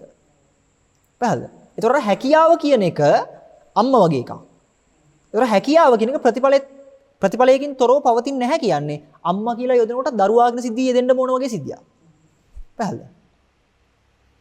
ඒකයි ඔගේ වෙනස. ඒතර ඔය වචන තනියෙන් පාවිච්චි කරන්න බෑ. ඒකයි ඇස ගැන කතා කරනවා රූප ගැන කතා නොකර බෑ. චක්කු විඤ්ඤාණ ගැන කතා නොකර බෑ. සංපස්සේ ගැන කතා නොකර බෑ. සංපස්සජා වේදනාව ගැන කතා නොකර බෑ. පැහැදිලිද? කෙසේ වෙතත් මට මේකේ සරලවම පෙන්වන්න ඕනේ මෙතන මේ පෙන්වන්නේ අර මට තේරෙන මට පෙනෙන රූප ඇහැ ගැන නෙමෙයි. මොකද මට පේන ඇහැක් නෑ සරලවම මේක දැන්. හරිද? දැන් මම ඉස්සෙල්ලා පෙන්වුව උදාහරණය. මට තේරෙන ඇහැක් මේ ලෝකේ නෑ. මට තේරෙන්නේ රූප කියලා එකක්. ඒතර ඒ රූපත් ඇත්තට බුදුහාමුදුරුවෝගේ විග්‍රහය නෙමෙයි. ඔව් ඒක අපි අර ගත්ත, ඒ කියන්නේ ණයට ගත්ත රූප කියන වචනේ එන එකට අරවලා තියෙන්නේ. පැහැදිලිද? ඒකෙන් කියන්නේ අපිට මේ හම්බෙන්නේ රූප නෙමෙයි කියන එක නෙමෙයි. ඒකේ අර්ථය දන්නේ නැහැ කියලා කියන්නේ. ඒක දැන් පොඩි එකා දන්නේ නැහැනේ මේ රූපද, ශබ්දද මොනවද කියලා. හැබැයි ඒකෙන් කියන්නේ පොඩි කාට රූප හම්බෙන්නේ නැහැ කියලා. එයා ඒක දන්නේ නැහැ හරියට. පොඩි ළමයා මේ පේන්නේ රූපයක් ඇහෙන්නේ සද්දයක් කියලා කියන්න නම් දන්නේ නැහැ. ඒකෙන් අදහසක් එන්නේ නැහනේ. පොඩි එකා එක දන්නේ නැහැ කියන එකෙන් එයාට ඒවා ශුන්‍යයි කියලා. එයා දන්නේ නැහැ එහෙම එකක් වෙන බව. අන්න ඒක මං කිව්වේ. දැන් මම ඉස්සෙල්ලා කියපු කතාවෙන් දැන් කෙනෙක් හිතන්න පුළුවන් එහෙම බැලුවොත් ඉතින් අපි දැන් මොනවත් මේකේ දන්නේ නැහැ නේද කියලා. අපි දන්නේ නැති බව තමයි සත්‍ය. අපි දන්නේ නැහැ කියන්නේ අපි ගැනවත් දන්නේ නැති එකයි සත්‍ය. හැබැයි අර්ථය ධර්මයේ දන්න කෙනාට තේරෙනවා නැත්නම් ඒ අවබෝධය හැමතිස්සෙම වෙන්නනවා සත්වයාට වෙන්නේ මේ වගේ වැඩක්.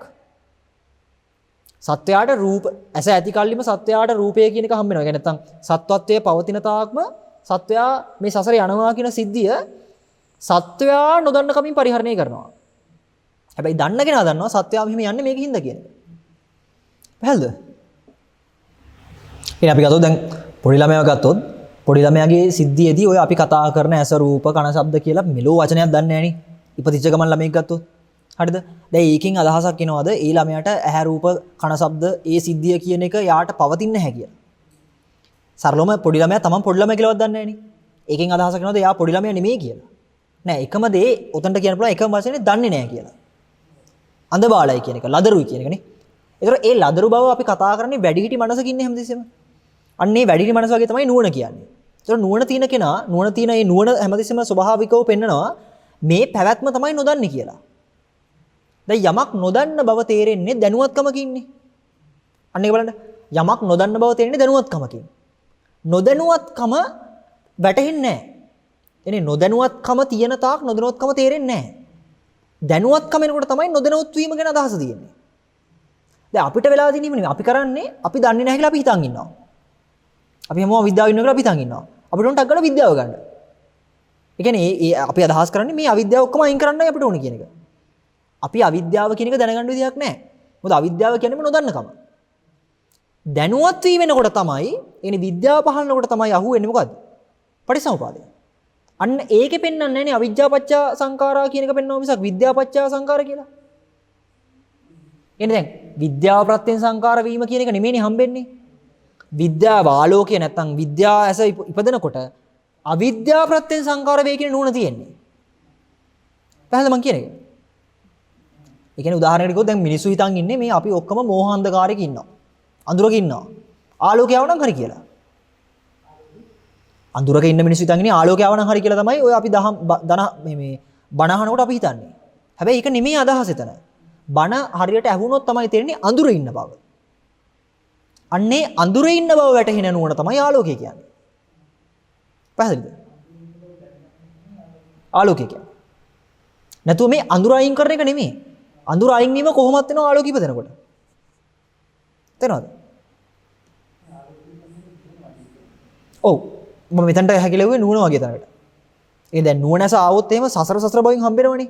ඒතර සසරම තමයි නුවණ කියන තැනක් තියෙන්නේ. ඒතර දැන් අර රිටිපයින් කතාවේ ගත්තොත් එහෙම රිට කොහොමවත් අන්තිමට අතහැරෙනවනේ. ඒ වගේ නුවණද අන්තිමට අතහැරෙනවා. ඉන්නේ පරිපූර්ණ වීම ආලෝකය. ඒ අර්ථය. හරි. මේක මම කතා කරන්න ගියේ මේ අභිනන්දති අභිවදති අජෝසාදිරති කියන එක. ඒකෙදි ඔය සතුටු වෙනවා කියන එක සතුටු වෙනවා කියලා අදහස් කරන්නේ මේ මම සතුටු වෙනවා කියන එක නෙමෙයි. අර මම ඉස්සෙල්ලා ඇඳුම් කතාව අර හොරු හතුරෝ ඒ කතාව කිව්වාගේ එතන අර ඇඳුම් කියන සිද්ධිය භාවිතා කරන්න පුළුවන් ගතිය. ඇඳුම් කියන සිද්ධියට හිතර්ශීනන් තමයි හොඳ ඇඳුම් සහ අකමැති ඇඳුම් කියලා වෙන් කරන්න පුළුවන්. පැහැදිලිද? අර කියන්නේ මේ ස්වභාවික නැත්තම් නියුට්‍රල් ගතිය. මධ්‍යස්ථ ගතිය. එකක් වෙනවනේ මධ්‍යස්ථ ගතිය කිනාට තේරෙන්නේ නැහැ. මේ අපි අද මධ්‍යස්ථයි කියලා හිතන් ඉන්නේ ඇලෙන්නෙත් නැහැ ගැටෙන්නෙත් නැහැ කියලා එකක්. ඇලෙන්නේ නැහැ ගැටෙන්නේ නැහැ කියන එක නෙමෙයි අදහස. මධ්‍යස්ථ ස්වභාවයක ඇලීම ගැටීමට අර්ථයක්වත් ගන්න බෑ. ඒ කියන්නේ සරලව කියනවා නම් මට ආයි ගන්න දෙන්නේ පොඩි ළමයාව. පොඩි ළමයා සතුට දුක කියන කිසිම අදහසක් නැහැ. මං කියන්නේ කාලයක් යනකොට ඒක එයාට තේරෙන ගන්නවා එයාගේ මනක් කල්පිතයට. හැබැයි මං කියන්නේ ඉපදිච්ච ගමන්ම වගේ ගත්තොත්. පැහැදිලිද? නැත්නම් මව කුසේ ඉඳද්දී මේ කය කියන එක අයින් කරලා නිකන් හිතනකො එයාගේ ඇස කන සම්බන්ධ අදහස. එයාට අදහසක්වත් නැහැ නේ හිමේ පවතිනවා කියලා. ඒ වගේ එකක්. හරිද? ඒතකොට දැන් ඔව් ඒ කියන්නේ මධ්‍යස්ථ ගතිය තමයි මේ සකස් වීමේ අම්මා. හරිද? ඒ අම්මව නොදක උඩ ටික ගලවලා වැඩක් නැහැ.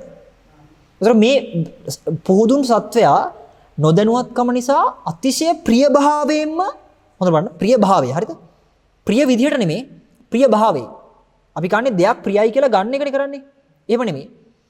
ප්‍රිය භාවය. ඒ කියන්නේ ප්‍රිය කියන ස්වභාවයෙන් පරිහරණය කරනවා සසර. එතන මං කියන එක. නොදන්න නොදකින කෙනා ඒ කෙනා කියන එක, තෙමේ කියන එක, මමත්වයේ කියන එක ප්‍රිය භාවයෙන්ම පරිහරණය කරන හින්දායි එයාට ඕන තැනක ඔට්ටු වෙන්න පුළුවන් හැකියාව තියෙනවා. තේරෙනවද? ඒ අදහස් තමයි ඔය අර මේ අභිනන්දති අභිවදති අජෝසාය තිට්ඨති කියලා කියන්නේ. කියන්නේ බැසගෙන ඉන්නවා කියන්නේ මම කොතනට හරි ආස වෙලා එතන ලැබුම කරගෙන ඉන්නවා කියන එක නෙමෙයි. හරිද? මට යම් තැනක් ආස වෙන්නේ අපි ගමු මට යම්කිසි ඇඳුමක් මට හොඳයි කියලා හිතෙන්නේ ඇයි? ඇඳුමේ තියෙන ඒ සැහැල්ලු නැත්තම් අර කම්ෆර්ට් එකටද මගේ ඇඟට කම්ෆර්ට් නිසාද? පැහැදිලිද මං කියන එක? ඒතකොට හැමතිස්සෙම අපි නඩත්තු කරලා තියෙන්නේ මොකද්ද? මේ ඇඟේ තියෙන කම්ෆර්ට් එක තමයි අර බාහිරයකට දාලා හදන්නේ. දැන් අපිට කවදාවත් කහඹිලි අතු වෙනන් ඉන්න බෑනේ. පැහැදිලිද? ඒ මොකද අපේ කම්ෆර්ට් එක බින්දෙනවා. පැහැදිලිද?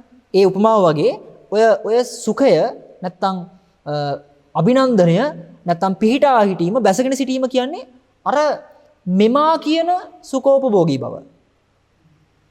පැහැදිලිද? අන්නේ සිද්ධියෙන් තමයි ඉට්ඨා කන්තා මනාපා පිය රූපා කාම උපසංගිතා කියන්නේ. එනේ ඔය කාමය කියන ගුණය තමයි ඔය සත්වය කියලා කියන්නේ. අපි කාමය කියලා අයින් කරන්න හදන්නේ සත්වයට හමු වෙන දේවල්. සතාට හමු වෙන දේවල්. සතාගේ දේවල්. ඒක හැමදාම ලෝකෙ මිනිස්සු අයින් කරා. බුදුහාමුදුරුවෝ පෙන්වන්නේ කාමය නැත්තම් පැවැත්ම නැත්තම් මේක මඩක් 1000ක් ගණ්ඩයක් සල්ලයක් කියලා පෙන්වන්නේ. ඒ පෙන්වන්නේ කෙනාට නෙමෙයි. කෙනාට හමු වෙන දේවල් නෙමෙයි. කෙනාම කියන තැනට. පැහැදිලිද? පැහැදිලිද මං කියන්නේ?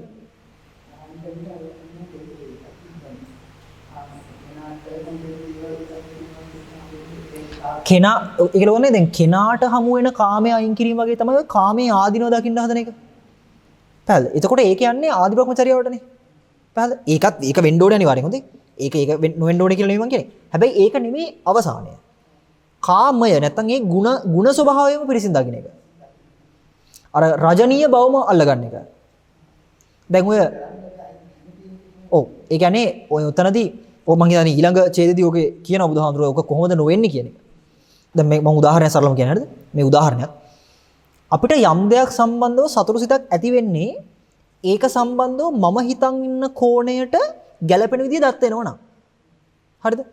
කියන්නේ දැන් අපිට මගේ යාළුවෙක් සම්බන්ධව මට කවදාවත් අපහැදීමක් නැහැ කියන්නකෝ. ඒ මොකද දැන් මාත් එක්ක එයා ඇසුරු කරලා තියෙන ජීවිත කාලය ඇතුළත මට කිසි වැරද්දක් වෙලා නැහැ. හැමතිස්සෙම යාත් එක්ක ඉන්නවනම් සතුටුයි. ඔන්න ඕක තමයි අපි හිතන්නේ ප්‍රිය බව කියලා. හරිද? සාමාන්‍ය ලෝකයා ඒ මිත්‍රත්වය අයින් කරන්නේ Tamanට නොහොබිනා විදිහට යාගෙන් දෙයක් වුණොත්. ඒගොල්ලෝ හිතනවා එහෙම තේරිච්ච නිසාමනේ මං යාගේ නිදහසුනේ. මෙච්චර බොරු කාර්යක්‍රම මං දැනන් හිටියේ නෑනේ. ඒ විදිහට තමයි අපි හිතාදාගන්නේ. ඇත්තටම එතන තියෙන්නේ ගැලවීම නෙමෙයි. එතන තියෙන්නේ ඒ කෙනාගේ නොහොබිනා දෙයක් අරගෙන ඒක හරහා අරයව අයින් කිරීම. පැහැදිලිද? ඒකට කියන්නේ අයින් කරා. නැති කරා. අන්න ඒක. පැහැදිලිද? ඔන්න ඕකට තමයි කියන්නේ අප්‍රිය බව කියලා. පැහැදිලිද? අප්‍රිය බව කියන්නේ තරහව. ගැටීම. තණ්හාව වෙනකොට මොකද සිද්ධිය? අපිට ඕනම දෙයක් එක්ක කැමැත්තෙන් ඕන නම් ඉන්නත් පුළුවන්. අකමැත්තෙන් ඉන්නත් පුළුවන් නේ. හතුරෙක් එක්ක තණ්හාවක් නැහැ කියලා ලෝකයා හිතන් හිටියට එතන තියෙනවා අකමැත්ත කියන තණ්හාව තියෙනවා. ඇයි ඉතින් අකමැත්තෙන් කැමැත්තෙන් ඉන්නවා. පැහැදිලිද? නේ අකමැති බවින් කැමති යාට. පැහැදිලිද? උදාහරණ පැහැදිලි නේද? ඊට පස්සේ ඕකේ අනිත් එක තමයි කැමතිත් නැහැ අකමැතිත් නැහැ. පවතිනවනේ.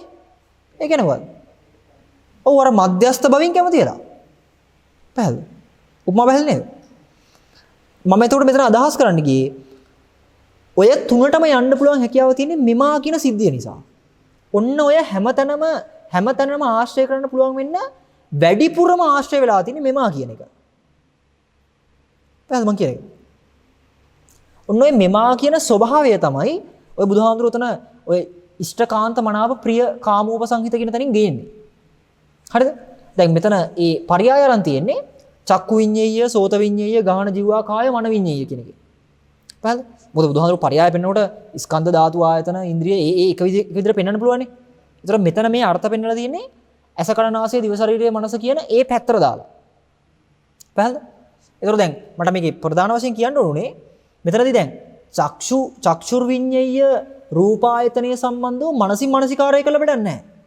මොකද බුදුහාමුදුරු අන්තිමට කියනවා මනෝ විඤ්ඤය ධර්මායතනය ගැන. ධම්මායතන ගැන. ඒතර දැන් අර ඇහෙන් පේන නැත්නම් චක්ෂුර් විඤ්ඤය රූපායතනය සම්බන්ධ මනසින් හිතන එක නම් එතකොට ඒක කෙලින්ම මනස කියන කැලේට නිගන්න ඕනේ. යම් දෙයක් සම්බන්ධව මනසින් හිතනවා නම් ඒක අයිති වෙන්නේ පෙනීමට, ඇසීමට, දැනීමට නෙමෙයි. ඒක කියන්නේ හිතීමට. ඒතකොට හිතීම කියන එකෙන් ගැලවීම මේ නුවණ ඇතුලේ තියෙනවා. දර්ශන ඥානෙ එනකොට ඇස කන නාසය දිව ශරීරය මනස දිට්ඨ සුන්දු විඤ්ඤාත කියන ඒ හැම තැනටම වදින්න එන්නේ. නමුත් අද අපි නුවණ කියලා බලන්නේ පෙනෙන, ඇහෙන, දැනෙන එක හිතලා අයින් කරන එක. පැහැදිලිද? ඒ කියන්නේ කාමයේ ආදීනව බලන්නේ ආයි.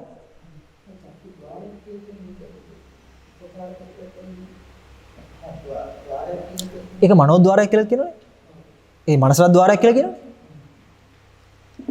අර ඔක මෙහෙම ගත්තා නහලව දැන්. ద్వාර කියද්දී ద్వාරය කියන එක අපි අර්ථ ගන්නේ කවුරු හරි කෙනෙක් එළියට හෝ ඇතුළට යනකොටනේ. ඒතකොට තමයි අපි හිතන්නේ ඔක ద్వාර කියලා. නමුත් ඔය ద్వාර කියන ස්වභාවය අල්ලන්න ඕනේ කෙනෙක් ගියා හෝ නොගියා කියන එකෙන් නෙමෙයි. ඒ ස්වභාවයෙන්ම ద్వාරයක් කියන එක.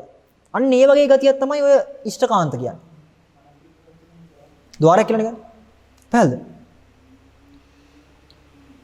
සහ මෙන්න මෙතන මේකත්. මෙන්න මේ බුදුහාමුදුරුවෝ ඔය අපි හිතන් ඉන්න එක නෙමෙයි මේ කියන්නේ කියන එක මෙන්න මෙතන තියෙන හොඳ අර්ථයක්. මෙන්න මේක බලන්න ඔබේදී ඒ රූපායතනය අභිනන්දනය කරන තෘෂ්ණා වශයෙන් බණන ගැලගෙන සිටුනා ඒ මහානහට තෘෂ්ණාව උපදී. තෘෂ්ණා සමුදය හේතුවෙන් පුණ්‍ය දුක්ඛ සමුදය වේ කියන.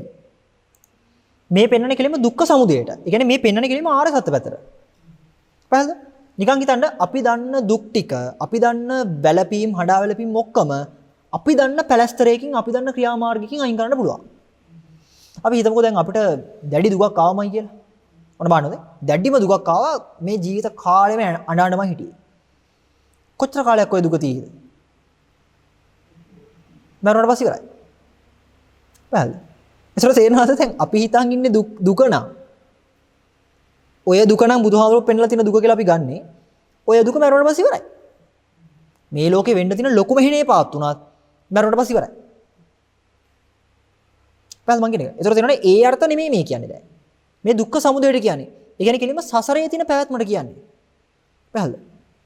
ඒකයි මම කිව්වේ අපි දන්න ප්‍රිය බව, අපි දන්න අප්‍රිය බව, අපි දන්න මධ්‍යස්ථ තුනම අපි දන්න විකාරයක් මිසක ඒක යථාර්ථයේ පෙන්වන දුක්ඛ සමුදය නෙමෙයි.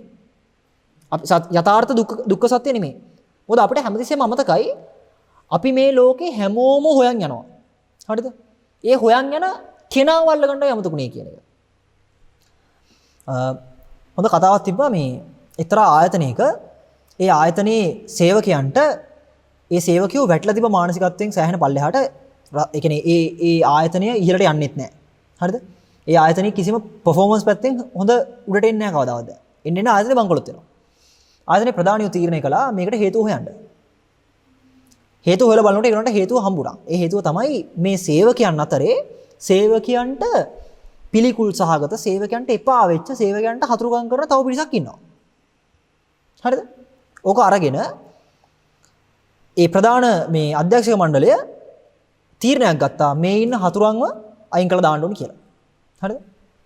පහුවෙන්දා උදේම සේවකයෝ වැටෙනකොට ආයතනයේ ගේට්ටුව ඉස්සරහම ගහලා තිබ්බ බෝඩ් එකක් අද ඉඳන් ඔබලාට කිසිම විදිහකට හිත අමාරුවක් හැදෙන්නේ නැහැ. ඕගොල්ලන්ගේ හතුරුන්ව අපි ඔක්කොම අයින් කරලා තියෙන්නේ කියලා.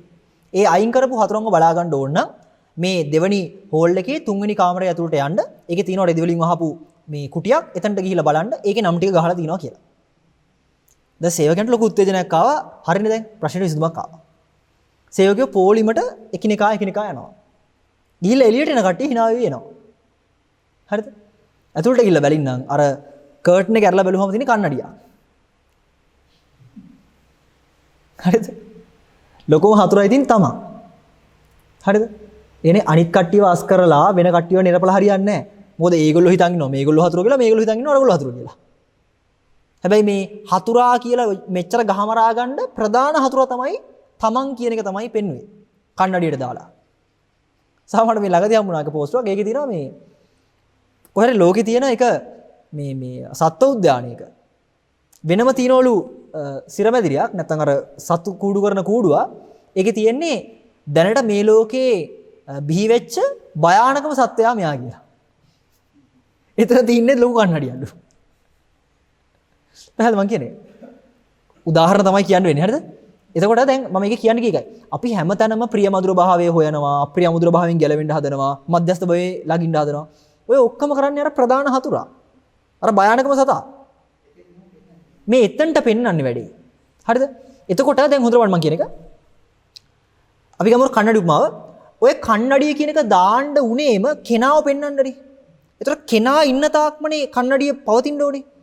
කන්නඩි ගැලෙව කියලා වැඩක් නැහැ. මොකද කන්නඩිය ගැලෙවට හතුරා ඉන්නවා. හතුරා වයින් කරොත් කන්නඩි දාන්න කෙනෙක් දෙන්නේ නැහැ. පැහැදිලිද මං කිව්වේ? අපි කරන්නේ දැන් මෙමා තමයි ප්‍රශ්නේ කියලා අපි පොඩ්ඩක් අහගෙන නිකන් තේරුම් ගන්නවා. අවබෝධ නෙමෙයි තේරුම් ගන්නවා. තේරුම් ගත්තාම අර කන්නඩි ටික උඩු වල දානවා. ආයි කෙනාව පේන්නේ නැහනේ. ඔන්න ඔය වගේ තමයි අපි හිතන්නේ ශුන්‍යතාවය. ඒක ශුන්‍යතාවය නෙමෙයි. ඒක හරියට අර පොඩි ළමයට පොඩි ළමයි කියලා තේරෙන්නේ නැහැ වගේ සිද්ධියක්. පැහැදිලිද මං කියවේ? හරි. ඒ වගේ ඉතින් මට මේක මතක් කරගන්න ඕනේ. ඔය බුදු පියාණන් වහන්සේ ඔය පෙන්වන්නේ ඔය ඇස කන නාසය දිව නැත්නම් චක්කු විඤ්ඤාය සෝත විඤ්ඤාය කියලා ඔය පෙන්වන ටික රූපායතන ශබ්ද ආයතන ගන්ධ ආයතන කියලා පෙන්වන ටික හිතන්න එපා. අර අපි අර ගිහිල්ලා සත්තුවත්තේ බලන සත්තු ඉන්න කූඩු ටික බැලුවා වගේ ගන්න නෙමෙයි ඔය කියන්නේ. ඔය කෙලිම කන්නඩි ඉස්සරහා ඉන්න කෙනාගේ ස්වභාවය කියන්නේ. නැතුව කන්නඩියෙන් පේන කෙනා ගැන නෙමෙයි කියන්නේ. ඒක තේරුම් ගන්න. එනේ ධර්මයේ කියන්නේ කැඩපත වගේ තමයි. ධර්මයෙන් පෙන්වන්න පුළුවන් වෙන්නේ තමන්ගේ ප්‍රතිබිම්බය. ඒතකොට දැන් කන්නඩි මෙහෙම ඇල්ලුවම මම මේකේ ඉන්න කෙනාගේ විස්තරය හොයලා වැඩක් නැහැ. හරිද? මේ පෙන්වන්නේ මේ පැත්ත ගැන. පැහැදිලිද? අපි අද මමත්වයේ කියලා පරිහරණය කරන්නේ මෙන්න මේක ඇතුළේ ඉන්න කෙනාව. මොකද එයාව අපිට පේනවා, අල්ලන්න පුළුවන්, සද්දේ තියෙන ඔක්කොම පේනවනේ. පැහැදිලිද මං කියන එක? නිකන් හිතන්න දැන් තමන්ගේ රූපය කොහොමද කියලා අඳින්න කිව්වොත්. ඕගලන්ට අඳින්න පුළුවන් නේ? නේ? ඒ අඳින්න පුළුවන් කියලා ගත්ත රූපය කොහොමද වෙලා තියෙන්නේ? ඒ කියන්නේ ෆොටෝ එකක් දැක්කොත් තමන්ගේ තියෙනනේ මේනි මම කියලා. මේ මම කියලා අරන් තියෙන අර කන්නඩියේ ප්‍රතිබිම්බය. තේරෙනවද? ඒතර මම කියලා මම පරිහරණය කරන්නේ මාව නෙමෙයි හරිනම්. මම වගේ තව කෙනෙක්. හරිද? ඒකයි තමන්ගේ රූපේ කවදාවත් අඳින්න බෑ. පැහැදිලිද? ඒකෙන් කියන්නේ මම කියලා කෙනෙක් නැහැ කියන එක නෙමෙයි. මම ශුන්‍ය වෙලා ඉන්නවා කියන එක නෙමෙයි. යථාර්ථය වැහිලා තියෙන්නේ කියන එක. මම කියලා අඳින්නේ අර කන්නඩියෙන් පේන රූපේ. පැහැදිලිද? කන්නඩියෙන් පේන රූපේ මම නෙමෙයිනේ. මගේ එකක් ඔය. පැහැදිලිද? මොකද කන්නඩිය තුලින් මම ඉන්නව නම් ඉස්සරහා උදින්න එතකොට.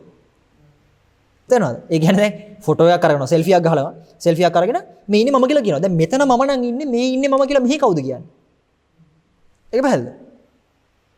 සෙල්ෆි එකක් ගන්නවා අරගෙන මේ ඉන්නේ මම කියලා හැමෝටම කියනවා. දැන් මේ ඉන්නේ මම නම් මේක අල්ලන් ඉන්නේ කවුද? පැහැදිලිද?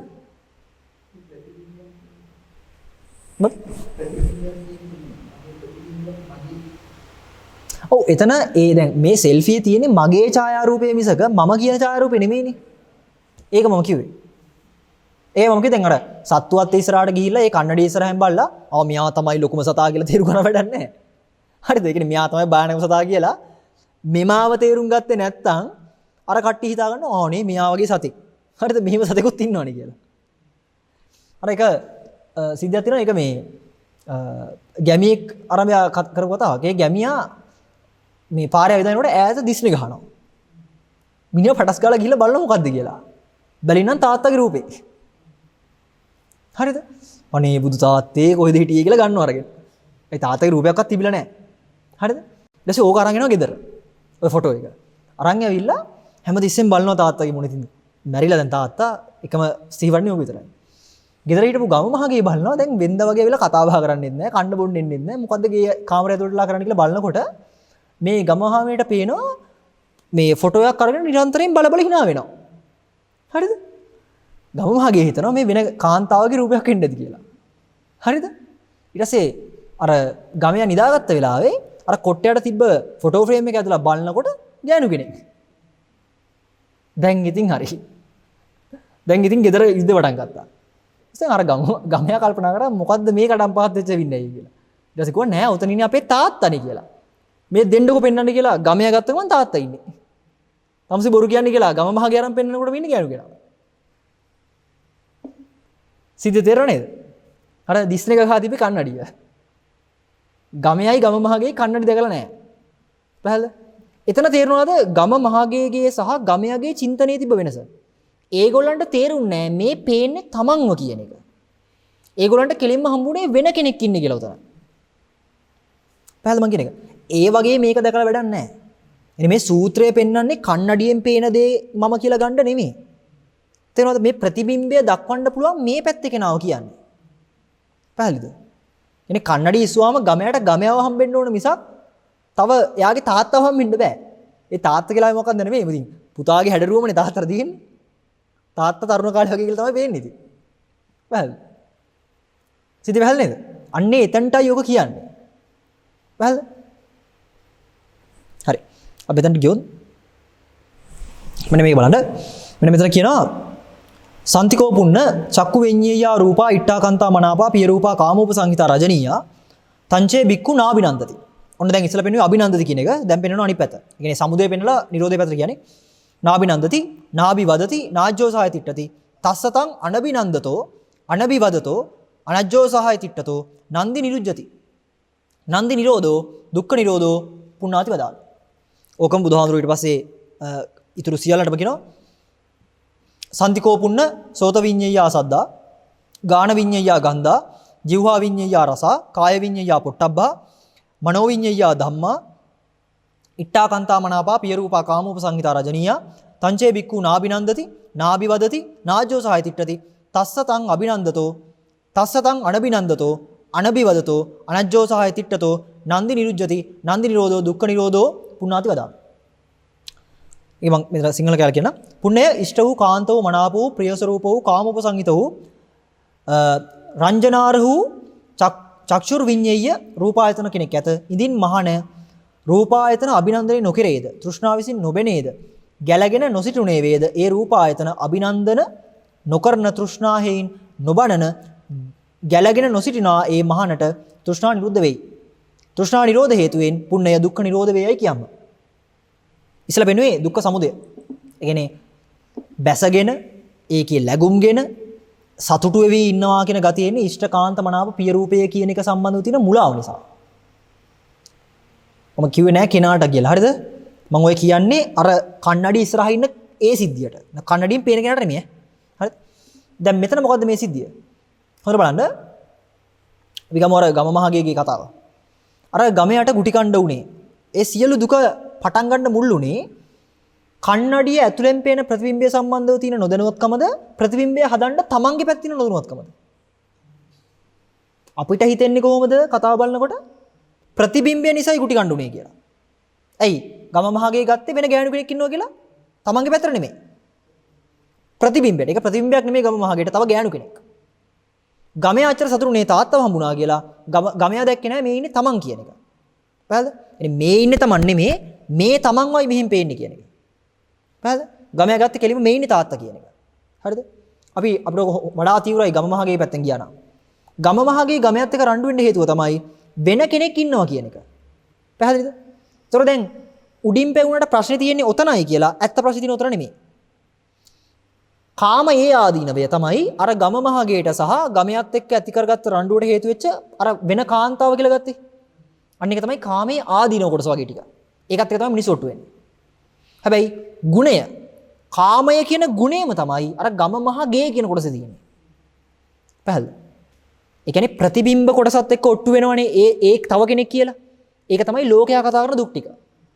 හැබැයි මේ ප්‍රතිබිම්බේ හටගන්නේ මේ පැත්තේ හිටගත්ත කෙනා නිසානේ. ඔන්න ඕක තමයි ගුණය ස්වභාවය. පැහැදිලිද? පැහැදිලිද? තේරෙනවද? දැන් මම අර කිව්වනේ දැන් ඒ ගමහාමිනේ රණ්ඩුනේ ඇයි? ගමයාට තව මේ මොකක් හරි හුටපටයක් තියෙනවා කියලානේ. නේද? සම්බන්ධයක් ඇති වෙලා කියලානේ කාත් එක්ක හරි. ඒක එයා ගත්තේ එයා විශේෂයෙන්ම දන්නේ නැහැ මේ කන්නඩිය කල්ලන් ඉන්නේ කියන එක. ඒක නොදැනුවත්කම එක. සහ මේ කන්නඩියක් කියලා නොදන්නකම නිසා මෙතන වැටෙන්නේ තමන්ගේ ඡායාව කියන එක දන්නේ නැහැ. දැන් ගමහාමේට මේ තියෙන ඡායාවක් නෙමෙයි. තව කාන්තාවක්. ඔන්න ඕක ඇත්ත කරගෙන තමයි ඒ රණ්ඩුව පටන් ගත්තේ. හැබැයි ඇත්තම දන්න දකින්න කෙනාට උතන සංවේගය එන්නේ ගමයා තව මේ කාන්තාවක් එක්ක තිබ්බ ඒ සම්බන්ධය නිසා ඇතිවෙච්ච ඒ රණ්ඩුව නිසා නෙමෙයි. දන්න දකින කෙනෙක්ට එතන ඒකේ දුකක් නැත්නම් සංවේගයක් ඇති වෙන්නේ, සෝචනීය බවක් ඇති වෙන්නේ අර ගමයා තව කාන්තාවක් එක්ක ඇති කරගත්ත සම්බන්ධය නිසා ඇතිවෙච්ච රණ්ඩුවක් කියනකට තෙන්නේ නෙමෙයි. දන්න දකින නා තේරුම් ගන්නවා මේ තමන්ගේම ඡායාව වැටිච්ච එකේ නොදැනුවත්කමනේ දන්නේ නැත්තේ කියන එක. පැහැදිලිද? ඒතර මෙතන මේ පෙන්වන්නේ අර ගම හාමිනේ වරද්දවල ගත්ත තව කාන්තාව කියන එකේ වැරද්ද නෙමෙයි. ඒක කොහොමවත් වැරදි. පැහැදිලිද? මේ පෙන්වන්නේ ගම මහගේ නැත්නම් ගම හාමිනේ දැනගත්තේ නැහැ තමන්ගේ සිද්ධිය ගැන කියන එක. ඒ කියන්නේ තමන්වමයි මෙතන වැටිලා තියෙන්නේ කියද්දි මේකද කුඩු කරන්න ඕනේ මෙහෙද කුඩු කරන්න ඕනේ. මේ පැත්ත. පැහැදිලිද මං කියන්නේ? ඔව් දැන් ලෝකයා හිතන්නේ නොදන්නකම කියලා අර ප්‍රතිබිම්බය ඇත්ත කරගත්ත ඒ නැත්තම් ප්‍රතිබිම්බය ඇත්ත කරගත්ත ඊට වඩා ලෝකයා නොදන්නකම කියලා හිතන් ඉන්නේ අර මේ ගමහාමිනේ දැනන් හිටියේ නෑනේ මේ ගමයට තව සම්බන්ධයක් තියෙනවා. එයා දැන්නේ දැනගත්තේ. ওই වගේ නොදන්නකම තමයි ලෝකයා කතා කරන්නේ. හරිද? ඒතර ලෝකයාටත් පිස්සු. ඇයි ලෝකයාත් කන්නඩී කියන සිද්ධිය දන්නේ නැහැ. හැබැයි දන්න දකින කෙනා ඔතන දුක, දුම්නස, එතන තියෙන 10 කියන එක දකින්නේ අර පරාඹුව එක්ක තියෙන සම්බන්ධ එක්ක නෙමෙයි. මේ කාන්තාව කොහොමද හටගත්තේ කියන ඇත්ත ස්වභාවය දන්නවා. පැහැදිලිද? තමන් එක්ක ගුටියට ඇනගැනීමක් කියන එක දන්නවා උතන. එනේ ගමහාමිනේ ගහලා තින්න අන්තිමට ගමයට ගමහාමිනෙත් එක්ක යාළුනා කියලා. තේරුණාද? ඒතර තියෙනවද මෙතන පදනමෙන්නේ ගමහාමිනේගේ පැත්තට. ඒතර මෙතන සුන්නත් දූවිලි කරන්න ඕනේ මොකද්ද? ප්‍රතිබිම්බය හෝ කන්නඩි නෙමෙයි. ගමහාමිනේ කියන සිද්ධිය. තෙමේ කියන එකයි. පැහැදිලි කරනවා උතන. හරි. අන්න ඒකට තමයි ඔය නිරෝධය කියලා කියන්නේ. අන්න එතකොට තමයි දැන් මෙන්න මේක හොඳට බලන්න. දැන් බුදුහාමුදුරුවෝ කියනවා මෙන්න මේක. ඉෂ්ට වූ කාන්තෝ මනාපෝ ප්‍රියස්වරූපෝ කාමෝපසංගිතෝ වූ රජනීය වූ චක්ෂුර් විඤ්ඤය රූපායතන කෙනෙක් ඇත. ඉදින් මහාන ඒ රූපායතන අභිනන්දනය නොකරේ. එතකොට බලන්න. ඉෂ්ට කාන්ත ප්‍රියමනාප චක්ෂුර් විඤ්ඤය රජනීය රූපායතන තියෙනවා. අභිනන්දනය වෙන්නේ නැහැ. හොඳට බලන්න මම කියන එක. ඉෂ්ට කාන්ත ප්‍රියමනාප යමක් පවතිනව නම් ඒක සතුටින් බාර නොගෙන ඉන්න පුළුවන් නේ කොහොමද?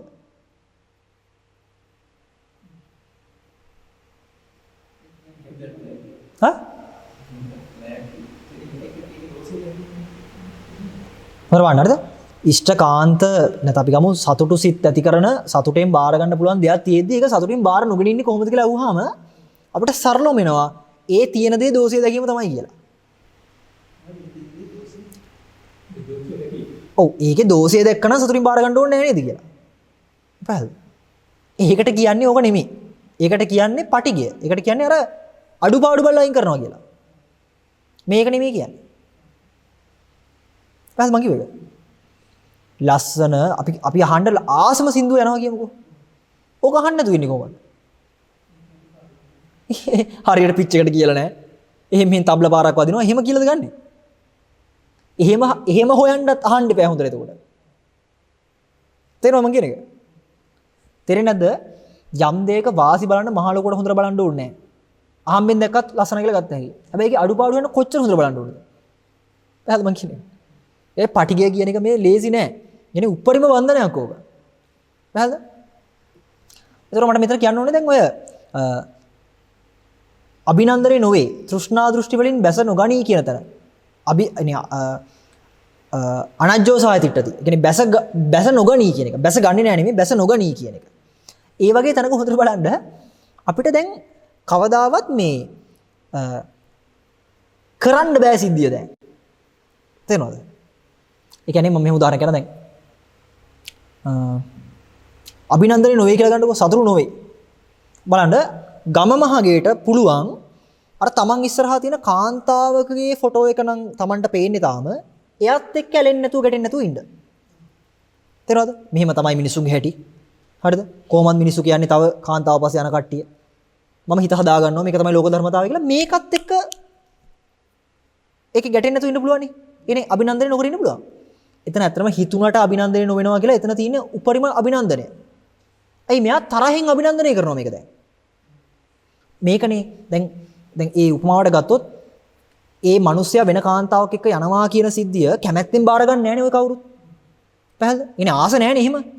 කරන්න දෙයක් නැතිකම හින්දා කරන්නේ ඔය. ඒකට කියන්නේ අනබිනන්දනය නෙමෙයි. ඒකට කියන්නේ අභිනන්දනය. ඔකට කියන්නේ තරහෙන් අභිනන්දනය කරනවා කියලා. පැහැදිලිද? මේ මොකද්ද මෙතන කියන්නේ? හොඳට බලන්න මේ අදහස හරිද? ඉෂ්ඨකාන්ත ප්‍රියමනාප කාමෝප සංහිත රූපායතන සද්ධායතන ගන්ධායතන චක්කු විඤ්ඤාය සෝත ගහන ජීවා කාය මනෝ විඤ්ඤාය මට්ටමින් පවතිනවා තමයි. හැබැයි ඒක හමු වෙන ස්වභාවයෙන්ම පුස්ස දන්නවනම් හමු වෙච්ච එකේ නෙමෙයි. චක්ෂුර් විඤ්ඤාය ස්වභාවයෙන්ම පුස්ස දන්නවනම් ඇස ඇති කල්ලි ඇසම හිස් බව දන්නවනම් ඇසේ හිස් බව නෙමෙයි ඇසම හිස් බව දන්නවනම් පරිහරණීය වීම නොකර ඉන්නව නෙමෙයි. පරිහරණය නොවෙනවා කියන එකට යන්නේ. ඒ කියන්නේ අපි උඩ මම උදාහරණ කියන දැන් සෝතාපන්න වෙච්ච කෙනෙක් අම්මා නොමර ඉන්නවා නෙමෙයි. අම්මා නොමරී තියෙන ගණේ ඉන්නේ. පැල අම්මා නොමර ඉන්නව නම් ආයාසයි. ඒකට අර ගම මහගේ කමන්නේ නැහැ. ඉතින් මේ කාන්තාව යාළුවාට කියලා හිතන් ඉන්නවා වගේ එකක්. පැහැද? දැන් එහෙම බැලුවාම නිකන් ලෝකයට සාපේක්ෂව නම් පුදුම සිල්වත් පුදුම නිවිලා එහෙමනේ හිතෙන්නේ. හැබැයි ඉතින් දන්න දකින්න කෙනාට දෙනව නේද තාම මොඩයි කියලා. මෙතන මේ අහ කියන කාන්තාවක්ද නැත්නම් නොදන්නකමද මුල් වෙලා තියෙන කියලා තේරෙනවනේ. පැහැද? එතකොට මම ආයෙ අර සූ එකේ කතාව කිව්වොත් සත්වෝද්‍යානයට ගිහිල්ලා මේ තමයි දැන්ට ලෝකේ හොයාගත්ත ලොකුම දරුණුම බියකරුම සතා කියලා කන්නඩියනේ තියෙන්නේ. ඔය කන්නඩි ඉස්සරහා පොඩි එකෙක් යනවා. පොඩි එකා හිතාගෙන ආනි මේ වගේ සතෙකුත් ඉන්නව නේද කියලා. මේ පොඩි එකා හිතාන්නේ තමන් ගැන. හරිද? ඒතර දැන් පොඩි එකා කල්පනා කරනවා මෙච්චර භයානක සතෙක් නම් හිමීට පරිහරණය කරන්න ඕනේ. හිමීට ආශ්‍රය ගන්න ඕනේ. හිමින් බලන්න ඕනේ. හරිද? ඔය දැන් පොඩි උන් ඉදිරියනේ අරමුතු වැඩ. පොඩි එකා පොඩ්ඩක් කන්නඩියෙන් එහා පැත්තට ගිහලා ආයුලෝ දාලා බලනවා. ඒතකොටත් ඉන්නවා. මූණ ළඟටම දැම්මම පොඩි එකන් බය වෙනවා. ඇයි? ළඟටම පේනවනේ. ඒ ටික තමයි ලෝකයාවේ ගැලවීම කියලා කරන විකාර ටික. පැහැදිලිද? මෙතන ඇත්ත යථාර්ථයෙන් කිව්වේ පොඩි එකා කියන තැනින් මේ කියන්නේ. එතන තියෙන හිස්භාවය තමයි ඔය නිරෝධය කියන දණ්ඩ කියන්නේ. පැහැදිලිද? ඒක තමයි අර ජීර්ණය කියන්නේ. ඒ ජීර්ණ කියන වචනේ මට කියන්න වෙන්නේ මේ හින්දා. ඒ කියන්නේ මේ යම් දෙයක් අයින් කරනවා නම් කඩනවා බෙදනවා බිඳිනවා අතාරිනවා නම් එතන කිරීමක් වෑයමක් යෙදෙනවා. හැබැයි ගින්න බවින් ඇල්ලුවොත් ගින්න බවින් අල්ලගත්තොත් ගින්න නිවි යනවා කියන එකේ ස්වභාවය. පැහැදිලිද? උදාහරණයක් හරිද? හුළඟ කියන එක හරියට දන්නවනම් හුළඟ කියන එක හරියට දන්නවනම් අල්ලනකොටම හුළඟ අල්ලන්න බෑ නේද? උදාහරණයක් හොඳයි මම කියන්නේ. ඒ කියන්නේ හුළඟ අල්ලන්න යනකොටම අල්ලන්න බැරි වෙනවා. අන්න ඒ වගේ එකක්. හුළඟ අල්ලන්න නැතුව ඉන්නව නෙමෙයිනේ. හුළඟ අල්ලනවත් නෙමෙයිනේ. බලනකොටම අල්ලන්න බැරුව යනවා. පැහැදිලිද? බැරිව ඉන්නව නෙමෙයි මං කිව්වේ බැරුව යනවා කියලා කිව්වේ. අර මණිකාර කුලපතිස්ස හඳුනන කතාව. බලන්න එතන අර මේ රජවාසලෙන් මණික් කැටේ ගෙනල්ලා දෙනවනේ පුරුෂයාට. පුරුෂයා කරන්නේ මොකද්ද? ලේ තියෙන අතින් අරගෙන මණික් කැටේ පැත්තකින් තියනවා. ඔය වටේ කැරක් කර හිටපු කවුඩා ඔක ගිලිනවා. පුරුෂයා ඔක දැක්කේ නැහැ. නැවත ආවට පස්සේ සාලෙට මණික නැහැ. හාමුදුරුවෝ වලද ඉන්නවා දාන්නේ. අන්තිමට අල්ලගන්නේ හාමුදුරුවම. බලන්න මං කියන්නේ හරිද? හාමුදුරුවෝ අල්ලගෙන මුලින්ම අහනවා ගත්තා නේද? හාමුදුරුවෝ නෑ. ඔබ ගත්තා නේද? සරපරුසයි. ඒත් නෑ. ගහනවා. ඒත් නෑ. අන්තිමට බෙල්ල මිරිකනවා. එතකොටනේ අර කවුඩා අතේ වහනකොට ආයි ලේ ටික ඉසුඳට අතින් ගහලා කවුඩ මැරෙනවා. ඊට පස්සේනේ හාමුදුරුවෝ කියන්නේ මහත්මයා ඔය මේ කවුඩව බලන්න කවුද තමයි ගිල්ල කියලා. ඒ කවුඩගේ උදරය කපලා මැණික් කැටේ එනකොටම හරිද? මැණික් කැටේ එළියට එනකොටම අර හාමුදුරුවෝ සම්බන්ධව තිබ්බ තරහා එයා නිවා ගත්තද නිවිල යනවද? අන්න ඒ ගතිය. පැහැදිලිද? අන්න ඔන්න ඔය වගේ අදහසක් තියෙනවා නිරෝධය කියන එකේ. නිවීම කියන එකේ. පැහැදිලිද? අන්න ඒක තමයි මෙතන වෙන්නේ. ඒකයි මේ සිද්ධියේදී කියන්නේ ඇහැ රූප කන ශබ්ද වලට කිසිම දෙයක් කරන්න බෑ අන්තිමට. ඒවට කිසිම දෙයකට ගලවලා කපලා කොටලා කරලා හරියන්නේ නැහැ. එහෙනම් දැන් ඇහැ හොඳට කපලා මෙතන තියෙන කළු ඉන්ද්‍රියාව මෙතන තියෙන ආහාර වැල් ටිකක් ඒ හින්දා මේ ඇහත් එක බැඳලා වැඩක් නැහැ. ඒවා කියලා හරියන්නේ නැහැ. අන්න හරි. ඇත්ත වශයෙන් දකිනකොට යථාර්ථයේ තියෙන්නේ මෝඩකම නම් එතනට තියෙන බන්ධනිය නිකම්ම දියාරුලා යනවා. ඔය දියාරු වෙන පිළිවෙලට තමයි අපි ඔය මාර්ගඵල කියලා කියන්නේ. දක්ෂයෙක් නම් කියපු සැනින් අවබෝධයි නම් සියල්ලෙන් සියල්ල ගලනවා. පැහැදිලිද? පැහැදිලිද මං කිව්ව අදහස? හරි අනිත් එක මෙහෙමයි. අපි ගමු අභිනන්දනය නොවේ කියන එක සහ අජ්ජෝසහය තිට්ඨති කියන ගතියට යෙදෙන්නේ නැහැ කියන එක. අභිවදති කියන එක යෙදෙන්නේ නැහැ කියන මේ වගේ එකක්. උදාහරණයක් මම කියන්නේ යම් විටක Taman දැනගන්නවා මෙච්චර කල් තමන් ආශ්‍රය කරලා තියෙන නැත්නම් තමන් මේ වගා කරලා තියෙන භූමිය පස් තියෙන එකක් නෙමෙයි අසුචි වලින් පිරිච්ච භූමියක් කියලා. හරිද? දැන් හොඳට බලන්න මම කියන එක. එයා ඉන්නේ අසුචි ගොඩ මැද. මොකද එච්චරට ආසාවෙනේ වගා කරලා තිනෝක ඇතුලේ. හොඳට පැලවෙනවා, ගෙඩි හැදෙනවා එහෙමනේ. හැබැයි මේක අසුචි කියලා දැනගත්තට පස්සේ අර රමණීය දශමයක්වත් දෙන්නේ නැහැ. දැන් එයා කරන්නේ ඒ භූමියම පාවිච්චි කරලා අසුචි අඩු තැන බලමින් ඉක්මනට පොළොවට යනවා මිසක. ඒක රැඳෙන එක නෙමෙයි. පැහැදිලිද? දැන් ඒකෙදි මම ඔක උදාහරණයකටද ඔකෙදි හිතන්න එපා ඊයා ජරාව ඈක්ක කියන එක නෙමෙයි කියන්නේ. හරිද? ඒ දැන් මේක අසුචි කියලා අවබෝධ වෙනකොට අසුචි පේනවා කියලා නෙමෙයි මම කිව්වේ. මොකද යාට ඒක පොළොවනේ තාම. දැන් මේ පොළොව කියන නොදන්න කාලේ පොළොවමයි කියලා ආශ්‍රය කරපු ගතිය අසුචියක් කියන සංඥාවෙන් බලනකොට ඒකේ ඇත්තත් එක්ක හම්බෙන්නේ. පැහැදිලිද? එතකොට අර ඊයා එපා අපිරියයි කියලා ගැටීම නෙමෙයි එතන තියෙන්නේ. ඇලිුනේ ගැටුනේ මධ්‍යස්ත උනේ සම්පූර්ණම මේ මෝඩ කමේ නේද කියන එකෙන් ඒ ඉඩමෙන්ම ගැලවීම කියන්නේ. කොච්චර සාරවත් වගාවක් තිබ්බත් ගැලවීම කියන්නේ. පැහැදිලිද? අන්න ඒ වගේ තමයි අර අභිනන්දනේ නොවේ කියන එක. අභිනන්දනේ කරන්නේ නැහැ නෙමෙයි. හරිද? හොඳට බලන්න. මෙතන අනබිනන්දතෝ. හරිද? අනබිවදතෝ අනජ්ජෝ සහය තිට්ඨතෝ කියද්දී මෙතන සිංහල ව්‍යාකරණේ පෙන්නන්නේ අභිනන්දනේ නොකරේ ගැලගෙන නොසිටුනේ තෘෂ්ණාවෙන් නොබෙනේ කියලා. හරිද? දැන් නොකරේ කියද්දී අපේ අදහස් තියෙන්නේ එයා කරන්නේ නැතුව ඇති කියලා. පැහැදිලිද? අපිට හිතෙන්නේ මේ එයා කරන්නේ නැතුව ඇති නේද කියලා. එයා කරන්නේ නැත්නම් එයා කලින් කර හිටපු එකක් නේ ඔක. තේරෙනවද? මෙතන කියන්නේ එයා කියන තැනට. මෙතන නෙමෙයි මම මේ අදහස් කරේ දැන් අර කන්නඩි ඉස්සරහා ඉන්නේ ලොකු සතෙක් කියලා හිතාගත්ත කෙනා නම් එයාව බලන්නේ නැතුව එයාගේ පැත්ත ගැන හිතන්නේ නැතුව එයාගේ සද්ද අහන්න නැතුව ඉන්න පුළුවන් නේ. ඕක නෙමෙයි ඔය කියන්නේ. ඔය ඉස්සරහා පේන සතා මේ පැත්තේ ජීවියනේ ඔය. කන්නඩියෙන් පේන්නේ තමන්වනේ. ඒතර තමන් කොහොමද තමන්ව අභිනන්දනය නොකර ඉන්නේ? තමන්ට තමන් නොවන වෙන ඕන කෙනෙක්ව අභිනන්දනය නොකර ඉන්න පුළුවන්. නේද? හැබැයි මෙතන මොකද්ද ඔය කියන්නේ? තෙමේ කියන එකම අභිනන්දනය වෙන්නේ නැහැ කියන එක. පැහැදිලිද? ඇසම අභිනන්දනය වෙන්නේ නැහැ කියන එක. එතකොට පැහැදිලිද මං කියන එකද? අභිනන්දනය වෙන්නේ නැහැ කියද්දී ඔන්න ඕක තමයි කියන්නේ අර ආයාස රහිතව නුවණැසේ ක්‍රියාකාරීත්වය කියන එක. පැහැදිලිද? අපි දැනගත්තා නම් යම් විටක හාමුදුරුවෝ නෙමෙයි මේක මැණික් කැටේ ගත්තේ කියලා ඒ මට්ටමෙන්ම තිබ්බ තරහ ඒ තුලම නිවෙන්නේ. අන්න ඒ වගේ. දැකීමම නිවන්ට අඩිය. ඇත්ත ඇතරින් දකින්න විතරයි තියෙන්නේ නිවන්ට ලඟ වෙනවා. ඒ දැක්ම තියෙනකම නිවන්ට ලඟ වෙනවා. දැක්ම නැත්තම් ලඟ වෙන්නේ නැහැ. තේරුණාද? මට ඒ අදහස් තමයි පොඩ්ඩක් කියන්න උනේ. දුවඳුර අහන පුණ්‍ය මා විසින් මේ සංක්ෂිප්තව අවවාදයෙන් අවවාද කරන ලද තෝ කිනම් දනව්වක වාසය කෙරෙහි. දැන් අවවාදය දුන්නා. දැන් ඔබ වහන්සේ කොහෙද හුදකලාව වැඩ වාසය ගන්න ඉන්නේ කියලා අහනවා. ඒතර කියනවා වහන්සේ භාග්‍යතුන් වහන්සේ විසින් මේ සංක්ෂිප්ත අවවාදයෙන් මම ඔවා දෙන ලදිමි. මට මේ අවවාදය මම ගත්තා. සුණාපරන්ත නම් දනව්වක් ඇත මම එහි වාසය කරමි. සදා උදාහරණ කියන්නේ චණ්ඩාකෝ පුන්න සුණාපරන්තකා මනුස්සා. පරුසාකෝ පුන්න සුණාපරන්තකා මනුස්සා. සචේතං පුන්න සුණාපරන්තකා මනුස්සා අක්කෝසිස්සanti පරිභාසිස්සanti තත්තතේ පුන්න කිංති භවිෂති इति. පුන්නේ සුණාපරන්ත දනවසේ මිනිසු චණ්ඩයි ප්‍රචණ්ඩයි පරුස වචනයට බරයි ලේසි වෙන්නේ නැහැ. ඉදින් සුණාපරන්ත දනවසේ මිනිස්සු තට ආක්‍රෝෂ කෙරෙත් නම් නින්දා බස් බෙනේ නම් පුන්නේ එහිලා තට කිමතු සිතක් ඇති වේද. ඔහෙට ගිහිල්ලා ඉන්නකොට මිනිස්සු ඇවිල්ලා බැන්නොත් දැන් මොකද කරන්නේ? මොන වගේ හිතක් ඇතිද කියලා අහනවා. ඒතර කියනවා වහන්සේ ඉදින් සුණාපරන්ත දනව වැසි මිනිස්සු මට ආක්‍රෝෂ කෙරෙත් නම් නින්දා බෙනෙත් නම් එහිලා මට මෙමුදු සිත් වෙයි.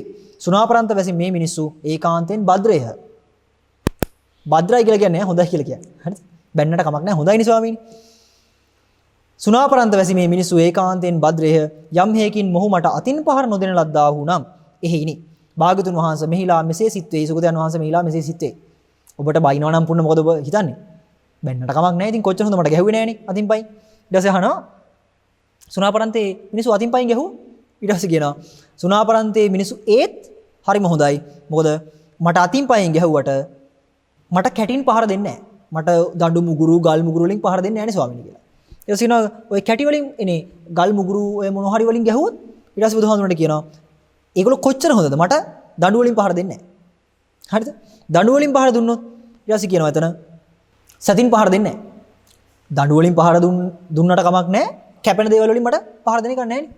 ඊට පස්සේ කියනවා කැපෙන කෙටෙන නැත්තම් ඔය කෙටේරි මන්න කඩු වලින් පහර දුන්නොත් පුන්න මොකද ඔබ මේ ඔබ වහන්සේ කරන්නේ?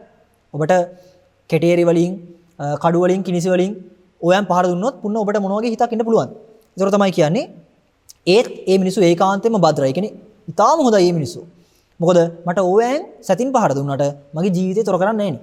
ඉතින් මාව මරන්නේ නැහැ නේ. හරිද?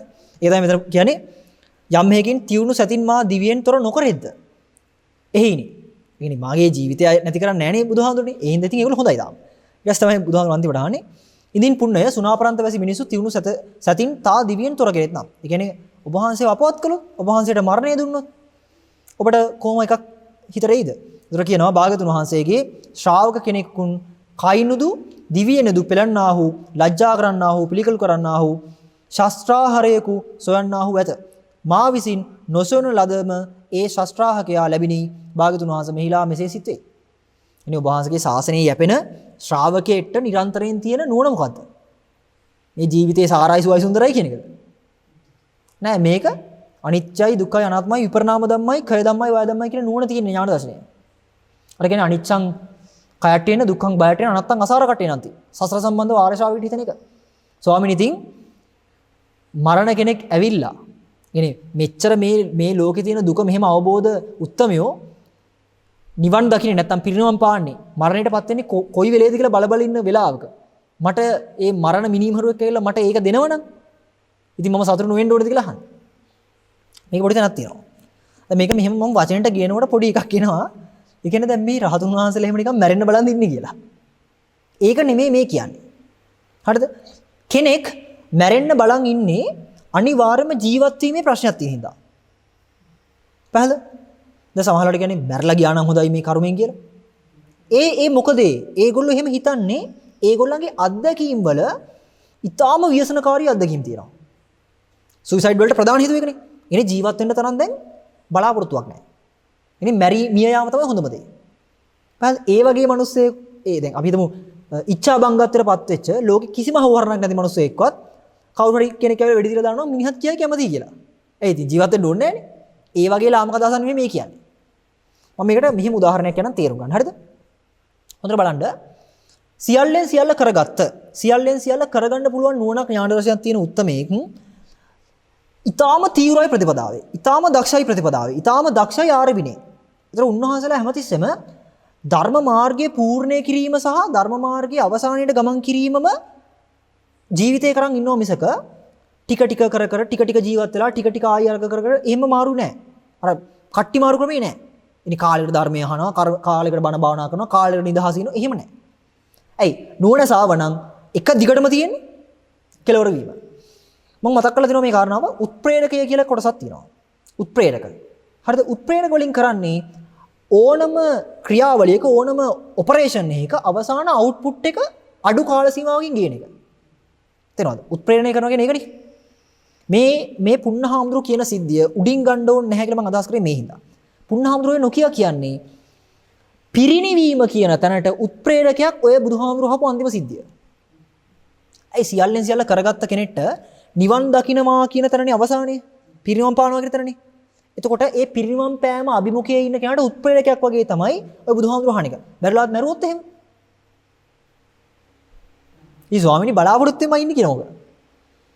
ඒක ගන්න එපා උඩාර්ථේ මම ඒකයි මේ කිව්වේ. හරිද? උත්ප්‍රේරක කියන්නේ කවදාවත් ඵලයේ ඇතුලේ බලන්න බෑ. මම කියව දෙනවද? ඔය ඔකට තියෙන උදාහරණය තමයි ඔය රා පෙරීම කියන එක. මද්ද්‍රව්‍ය පෙරනවා කියන්නේ රා. ඔය රා වගේ ඒවා පෙරන්නනේ යූරියා වගේ උත්ප්‍රේරක දානවා කියන්නේ අද. ඉතින් අතිශයම විසයි යෝක හරිද? ඒ කියන්නේ මිනිස්සු කරන්නේ වැඩි ලාභය ගන්න අඩු කාලෙකින් රා පෙරලා මිනිසුන්ට විකුණන්න ඔය යූරියා වගේ එකක් දානවා.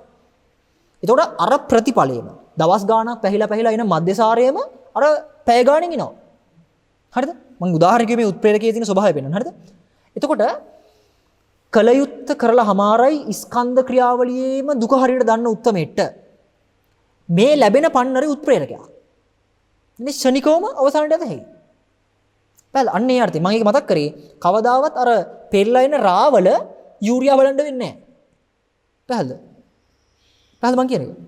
ඒ වගේ උත්ප්‍රේරණය හැමතිස්සෙම ඵලය ඉක්මන් කරනවා මිසක ඵලයේ උත්ප්‍රේරකේ බලන්න බෑ. පැහැදිලිද? ඒ වගේ ඕනම කෙනෙක් වඩන ප්‍රතිපදාව තම තමන්ට ආවේනිකව හරි තම තමන් ඒ ගුරුවරු යටතේ හරි සත්පුරුෂය යටතේ හරි කරනකොට ඒ කෙනාගේ වේගයක් තියෙනවනේ ඒගොල්ලන්ට තියෙන. ඒ කියන්නේ යාට දැනන වේගයක් නෙමෙයි මම කියන්නේ. බුදුහාඳුරුන් හිටියොත් බුදුහාඳුරු කියයි සුද්ධෝදන රජතුමාගේ වේගය එකක්. දාර්ශනික හාමුදුරන්ගේ වේගය තව එකක්. විසාකාගේ වේගය තව එකක්. සාමාන්‍ය පු탁ජනියෝ වේගයට ඇවිල්ලවත් නෑ තාම. ඒතර ඒ බුදුහාමුදුරන්ට බලන්න පුළුවන් වේග ටික කොහොමද කියලා කොයි කාලෙද නිවන පරිපූර්ණ කරන්නේ කියලා. ඒතර බුදුහාමුදුරුවෝ දක්ෂයි අර උත්ප්‍රේරකේ දාන්න. බුදුහාමුදුරන්ට තේරෙනවා නම් මේ කෙනාට මේක කිව්වනම් තව ඉක්මන් වෙනවා කියලා එක් කියනවා. පැහැදිලිද? ඒ වගේ දන්න දකින කෙනෙක් අර්ථ ධර්ම අවබෝධයත් එක්ක ජීවත් වෙනකොට මෙතන ප්‍රධාන මේ සම්දිස්ථානයේ තේරුම් ගන්න සුණාපරන්තයට තමයි මේ පුණහාමුදුරුවෝ යන්න හදන්නේ. ඒතර සුණාපරන්තයේ සිද්ධිය මේ බුදුහාමුදුරුවෝ අර්ථ දක්වන්නේ. ඒතර ඒ කෝණෙත් එක බලන්න ඕනේ. හරිද? නැතුව දැන් මේක අහගත්තට පස්සේ අපිත් ඔක්කොම දන්නවා දැන් ඉතින් ඕන තරකට යන් කියන එක නෙමෙයි. මේ අර්ථය මම කියන්නේ. හරිද? ඒ කියන්නේ මේ ශ්‍රාවකෙකේ තියෙන ගුණය ගැන මම මේ අදහස් කරන්නේ. ඒතර එතන අර්ථයේ ධර්මයේ කොච්චර ගැඹුරින් අල්ලලා තිනවද කියනවනම් ඉන්නේ නිරෝධාරය සත්‍ය නැත්තම් දුක්ඛ සමුදය නිරෝධ මග්ග කියන මේ චතුරාර්ය සත්‍ය කොච්චර අල්ලලා තිනවද කියනවනම් මෙතනදී අර උත්ප්‍රේරකය සාමාන්‍ය මිනිසෙට නම් දුකක්. කියන්නේ තමන්ව මරන්නව දුකක් නැති ෂෙයින්ම. හැබැයි මෙතන පුණහාමුදුරුවෝ දුක නෙමෙයි දුක්ඛයේ ආර්ය සත්‍යම දැකලා ඉවරයි දැන්. ඒතකොට මේ සාමාන්‍ය ලෝකයා කතා කරන දුක නෙමෙයි ප්‍රශ්නේ. ඊට වඩා දායකයක් මේකේ තියෙනවා කියන නුවණ තියෙන හින්දා මේ ලෝකෙන් ගැලවෙන්න තියෙන ඕනම තැනක් හම්බෙනවද ඒක සතුටින් බාර ගන්න දක්ෂයි. පැහැදිලි. ඉතින් සාමාන්‍ය මිනිස්සුනේ මරනකොට හැමරෙන්නේ. සලම රහතුන් වහන්සේලා මරනකොට හැමරෙන්නේ නැහැ. සරලම සිංහලෙන් කියනවා. පැහැදිලි. ඉතින් එච්චරට ආසාවෙන් බාර ගන්න දක්ෂයි. මොකද දන්නවා ආයි මේකේ එන්නේ නැහැ කියන්නේ. පැහැදිලි. ඒ කියන්නේ අර අපි කතා කරේ ගින්දර ගිනි ගන්න ගේ ගැන. ඒ ගිනි ගන්න ගේ ඇතුලෙන් එළියට යන්න කෙනෙක් කිව්වා කියමුකෝ. හාමුදුරනේ මට දාන්න තියෙන්නේ මේ එන අසුචි පිරිච්ච කඹයක්. කමක් නැද්ද කියලා. ඒත් ගන්නවා. අර උපමාවක් තියෙන්නේ මේ මුහුද යනකොට මුහුදුපත් වෙනවා. පාවි තියෙන්නේ අසුචි තැවරිච්ච මල ජරා කොටයක්. ඔක අල්ලන්නේ නැද්ද? ඇයි කල්ලන්නේ? අර සාගරයේ තියෙන භයානකම අරට වඩා වැඩි. පැහැදිලිද? ඒ වගේ තමයි කියලා ගන්නකො මිනි මරණ කතාව. නැත්නම් අර ඝාතකයා කියන එක. හැබැයි ඒ කොටේ අතහැරෙනවා ගොඩ වෙනකොට. තේනවද? ප්‍රශ්න මං කිව්වේ. අන්න ඒ වගේ සිද්ධියක් ඔකේ තියෙන. මම මේක අදහස් කරේ ලෝකයේ තියෙන දරිද්‍රතාවය, ලෝකයේ තියෙන අපුල භාවයේ සම්බන්ධ නුවණ තියෙන උත්මේ ඊටාම සීඝ්‍රයෙන් ගැලවෙනවා මිසක. අර බුදුහාඳුරුම කියන්නේ අසුරක් ගහන සනක්වත් භවය වර්ණනා කරන්නේ නැහැ කියලා මේකේ. හරිද? ඒ කියන්නේ රහත් වෙලා හරි දිගට ජීවත් වෙවි ඉන්නවා කියලා ගන්න නැහැ. පැහැදිලිද? මේ රහත් වෙලා හරි සැපසේ ඉන්නවා කියලා ගන්න නැහැ. ඇයි? ස්කන්ධ ක්‍රියාවලිය කියන්නේම සංකාර දුක්ඛය. තේරෙනවද? ඒකෙනුත් ගැලවෙන්නේ කොහොමද කියන තැනින් තමයි හිතනව නෙමෙයි. ඒක තමයි නුවණ. හිතනවා නම් ඒ කියන්නේ මම කොහොමද අප්පා මේ දුකෙන් ගැලවෙන්නේ කියලා හිතනවා නම් ඒ අතරම මේ වෙලාවේ තියෙන දුකක් හින්දා නෙමෙයිනේ. දැන් මට මම වෙලා ගලනවා කොයි වෙලේද නැගිටින්නේ මං දැන් කියලා මං හිතනවා. ඒ හිතන්නේ ඇයි? මට දැනෙන, හිතෙන, පේන, ඇහෙන ওই ටික නිසා. මේ කියන්නේ ඒක නෙමෙයි. පේන, ඇහෙන, දැනෙන, හිතෙන රූප, ශබ්ද, ගන්ධ, රස, ස්පර්ශ කියලා නෙමෙයි මං ඉස්සෙල්ලත් කිව්වේ. ඇස පවතින කල්හිම රූපයට ප්‍රත්‍ය තියනවා කියන තැනින්ම තියෙන දුක. අන්න එතනට. වැල්. යදා සමයි ගන්න ඕනේ. හරිද? හරි. මේකේ අපි ඊට පස්සේ කොටසට ගියොත් බුදුහාමුදුරුවෝ සාදු සාදු කියලා මේක අනුමෝදන් වෙනවා. සාදු සාදු පුන්න සක්කිස්සසි කෝතුං පුන්න ඉමිනා දමූප සමනේ සමන්නාගතෝ සුනාපරන්තස්මින් ජනපදේ විහෙරිතුං යස්ස දානි ත්වං පුන්න කාලං මඤ්ඤ සීති. සිංහෙන් මම කියන මනව පුණ්‍ය මේ දම උපසම දෙකින් සමන්වාගතව සුනාපරන්ත දනවියෙහි වාස කරන්නට තෝ හැක්කේයි පුණ්‍යය. දැන් එයට කල් දනුවයි වදාළසේක. ඊට පස්සේ බුදුහාමුදුරුවෝ මතක් කරනවා එසඳ ආයුෂ්මත් පුණ්‍ය තෙරණෝ භාග්‍යතුන් වහන්සේගේ භාෂිතය සතුටින් පිළි අරගත්ත අනුමෝදන් වෙලා හුනස්ෙන් නැගිට භාග්‍යතුන් වහන්සේට සකසා වැඳ පැදගුණ කොට සෙනසුන් සංගවා තබා පාසිවුරුගෙන සුනාපරන්ත දනව් කරා සැරිසරය පිළිවෙලින් සැරිසරන්නා වූ සුණාපරන්ත ජනපදයේ කරා ගියෝ එසඳ ආයුෂ්මත් පුන්න තෙරණුව සුණාපරන්ත දනව්වෙහි වාසය කරති. එකල ආයුෂ්මත් පුන්න තෙරණුව ඒ අතුරු වශයෙහි 500ක් පමණ. හරිද? අතුරු වශයෙහි 500ක් පමණ උපාසකයන් නැති කලෝ ඒ අතුරු වශයෙහිම 500ක් වුණු උපාසකාවන් නැති කලෝ ඒ අතුරු වශයෙහිම ත්‍රිවිද්‍යා පසක් කලෝ ඉක්බිති ආයුෂ්මත් පුන්න තෙරණුව පසු කලක පිරිනිවියහ. ඉක්බිති බොහෝ භික්ෂූහු භාග්‍යතුන් වහන්සේ කරා එළඹියහ. එළඹ භාග්‍යතුන් වහන්සේ සකසා බැඳ එකත් පසව වුණහ. එකත් පසව වුන් භික්ෂූහු භාග්‍යතුන් වහන්සේට තෙල සැලකලසේක ස්වාමිනී වහන්සේ භාග්‍යතුන් වහන්සේ විසින් සංක්ෂිප්ත අවවාදයෙන් වාදින ලද යම් පුන්න නම් කුල පුත්‍රයෙක් වීද හේ කලුරිය කිලේය. ඔහුගේ ගති කවර? පරලෝ කවරයයි. ඊට පස්සේ මේක කියන්නේ පුන්නහාමුදුරුවෝ යනවා මේ සුණාපරන්තයට. සුණාපරන්තය ගිහලා ඉතාම කෙටි කාලයකින් අර කියන්නේ 500ක් උපාසක උපාසිකාවෝ ඒ ඔක්කොම ටික සකස් කරලා කියන්නේ ධර්මයේ දීලා ඉතින් අච්චර චණ්ඩයි ප්‍රචණ්ඩයි කියපු තැන පවා හරිද? ඒ ධර්මයේ දායාද කළා ත්‍රිවිද්‍යාව පසක් කරනවා පුන්නහාමුදුරුවෝ. ඊට පස්සේ ඊටාම නොබෝ කාලයකින් පිරිනමන පානවා කියලා මතක් කරන්නේ. ඊට පස්සේ ඕක ඇවිල්ලා බුදුහාමුදුරන්ට මතක් කරනවා ස්වාමීන් වහන්සේ. බුදුහාමුදුරගෙන් අහන්නේ පුන්නහාමුදුරුවෝ මිය පරලෝ ගියා. ස්වාමීනි කොහෙද උන්වහන්සේගේ නැවත උපත මොකද්ද ගතිය කියලා අහනවා. ඉතින් කියනවා මෙන්න මේක තමයි බුදුහාමුදුරගේ සීහනාදය උතන. පණ්ඩිතෝ භික්ඛවේ පුන්නෝ කුල පුත්තෝ පච්චපාදි ධම්මස්සානු ධම්මං නචමං ධම්මාදිකරණං විහෙට්ටේසි පරිනිබ්බුතෝ භික්ඛවේ පුන්නෝ කුල පුත්තෝති. මහණි පුණු කුලපුතු පුණු කියලා පෙන්නන්නේ පුන්නහාමුදුරන්ට නම හරිද? පුන්න කුල පුත්‍රයන් පඬිත වේ. ධර්මානු ධර්මයේ පිළිපන්නේ වේ. ධර්මයේ හේතුවෙන් මා නොවේසි. ඔය බුදුහාමුදුරුවෝ ඊටාම ලස්සන කියන තැනක් කියන්නේ ධර්මයේ දැකපු කෙනා බුදුහාමුදුරුවන්ව වෙහෙසවන්නේ නැහැ කියලා කියන්නේ ආයි. හරිද? ඒ කියන්නේ බුදුහාමුදුරුවන්ගෙන් ගතියුත්ත සියල්ලම පරිමෙම අරගත්ත කෙනාට ආයි බුදුහාමුදුරුවෝ වෙහෙසටපත් කරනවා කියලා කියෙන්නේ නැහැ. හරිද? මහණනි පුන්න කුල පිරිනිවි ගියේ. පුන්නහාමුදුරුවෝ පිරිනිවන් පාලා තියෙන්නේ ආයි ඉතින් කොහෙවත් ගතියක් නැහැ කියලා කියන්නේ. හරිද? භාග්‍යතුන් වහන්සේ මේ වදාළසේක සතුරු සිත ඇති භික්ෂුව භාග්‍යතුන් වහන්සේගේ භාෂය සතුරින් පිළිගත්තහු. භාසං අභිනන්දුන්ති කියලා අමාරේ. ඒ තමයි සූත්‍රය. ඒකදී අර කොටස තමයි ඔක ටිකක් අමාරු හරිද? මොකද සංක්ෂිප්තව කියන්න කිව්වහම ඒ සංක්ෂිප්ත අර්ථය වටහා ගන්නත් එච්චරම නුවණක් තියෙනවා කියන එකමයි තමයි ඔකේ පෙන්වන්නේ. එනේ සූත්‍රයේ කොච්චර කෙටිද ඒ මට්ටමින් දක්ෂයෙක් ඉස්සරහ ඉන්නවා. පැහැදිලිද? දීඝනිකාය වගේ ගන්නකොට බුදුහාමුදුරුවෝ ඒ කියන්නේ කාමී ආදීනව, ඒ කියන්නේ දාන කතාව, සීල කතාව, සග්ග කතාව, නික්කම්ම කතාව, කාමී ආදීනව ඔය ඔක්කොම ටික අනුපිළිවෙල කතාව කරලා අර දරත, ඒ කියන්නේ ඝන හිත මෘදු කරලා, කර්මන්නේ කරලා, ඒ ධර්මාභිසමයේ ලබන මට්ටමට චින්තනය ගෙනල්ලානේ සාමුක්කාංශික දේශනාව කරන්නේ. එහෙම කරන්නේ අච්චර දක්ෂ නැහැ. එනේ කියපු ගමන් ගන්න. පුන්නහාමුදුරුවෝ එහෙම නෙවෙයි. පුන්නහාමුදුරුවන්ගේ ඒ ගතිය තුලම කර්මන්නේ මෘදු චිත්තයක් තිබ්බ කෙනෙක්. එහෙනම් තමයි තාම සංක්ෂිප්ත අවවාදයක් කරන්න කිව්ව ගමන් ඒක බාර ගන්න පුළුවන් උනේ ත්‍රිවිද්‍යාවෙම හමාර කරන්න. දැන් මේක මේ අවවාදය අරගෙන නිකන් ගිහලා කටපාඩම් කරලා නැහැ කියලා තේරෙනවනේ. පිරිනොම් පළ තියෙන. පැහැදිලි. එහෙනම් බුදුහාමුදුරු කියන්නේ මාවා ඉතින් පුන්න වෙහෙස කරන්නේ නැහැ කාදාත්මාව කියලා. ඒක අහන්න ලේසි නෑ ඉතින්. පැහැදිලි. ඉතින් එහෙනම් මම මතක් කරේ මේ අර අපේ තියෙන මේ යොමු වීම නැත්තම් අපි මනාවට ශ්‍රවණය කරනවා කියන තැන තමයි අමාරු. මම ඒක අර හුඟක් වෙලාවට වචනත් එක්කම පොඩ්ඩක් කිව්වේ. අපි හිතන් ඉන්න වචනේ නෙමෙයි කියන්නේ ඔය කියලා. හරි. ඒකෙන් වැඩක් නැහැ. එහෙනම් ඉතින් කොහොම ඇහුවත් මේ අපි හිතන් ඉන්න එක නෙමෙයිනේ කියන්නේ කියන එක තේරුම් ගන්න නැහැ. ඒක එහෙම කියන්නේ එහෙම වැටෙනකොට නොවැටි තියාගන්න. පැහැදිලි. අර තේරුණා හරි මෙහෙම තමයි කියන්නේ කියලා එනකොටම එතන මෝඩකමක් තියනවා කියන එක ඉලිප්පෙන්ඩයි ඒ අදහස කියන්නේ. එතකොට මේ එකක්වත් තේරෙන්නේ නැහැ කියන එක නෙමෙයි. හරි. අපිට ප්‍රශ්න තියෙනවා නම් ගන්න පුළුවන්. අවසරයි ස්වාමීන් වහන්සේ. ඔව් කියන්නක. ස්වාමීන් වහන්සේ අර ඉෂ්ට වූ ප්‍රිය වූ මනාප වූ රූප අභිනන්දනේ නොකරේ කියන තැන ඔය දැන් මීටර් 100ක් දුවන එකක ෆිනිෂ් කරන තැන තියෙනවනේ. එතෙන්දී දැන් හරියටම නවතින්නේ නැහැනේ. යාට තව ටිකක් දුවලා තමයි නැවතෙන්නේ. ඔව්. එතන අර ෆිනිෂ් එක කරන තැනයි නැවතෙන තැනයි අතර වගේ තියෙන අදහසක් වගේ එකක්ද අභිනන්දනය නොකරේ කියන්නේ?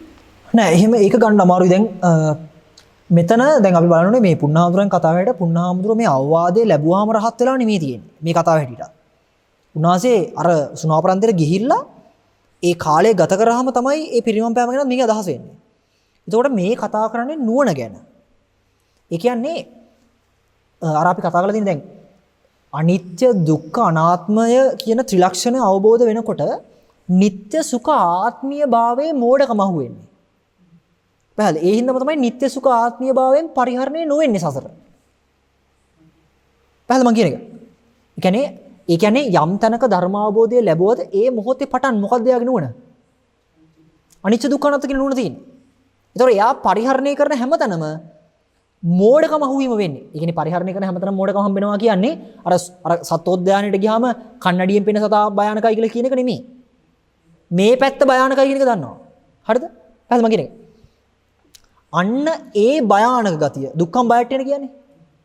අනිච්චං කයට එන අනත්තං අසාරකට එනද කියන්නේ. අන්න ඒ ස්වභාවයෙන් සසර පරිහරණය වෙන්නේ. අන්න ඒකයි සසර පරිහරණය වෙනවා කියන වචනයට වඩා සසර ගෙවෙනවා කියන එක වටින්න උතන. එහෙනේ ගින්න බවින් අහු වෙනකොට ඒ ගින්න තුලින්ම ගින්න නිවීම ආරම්භ කළා කියන උතන. පැහැදිලි මම කියන එක.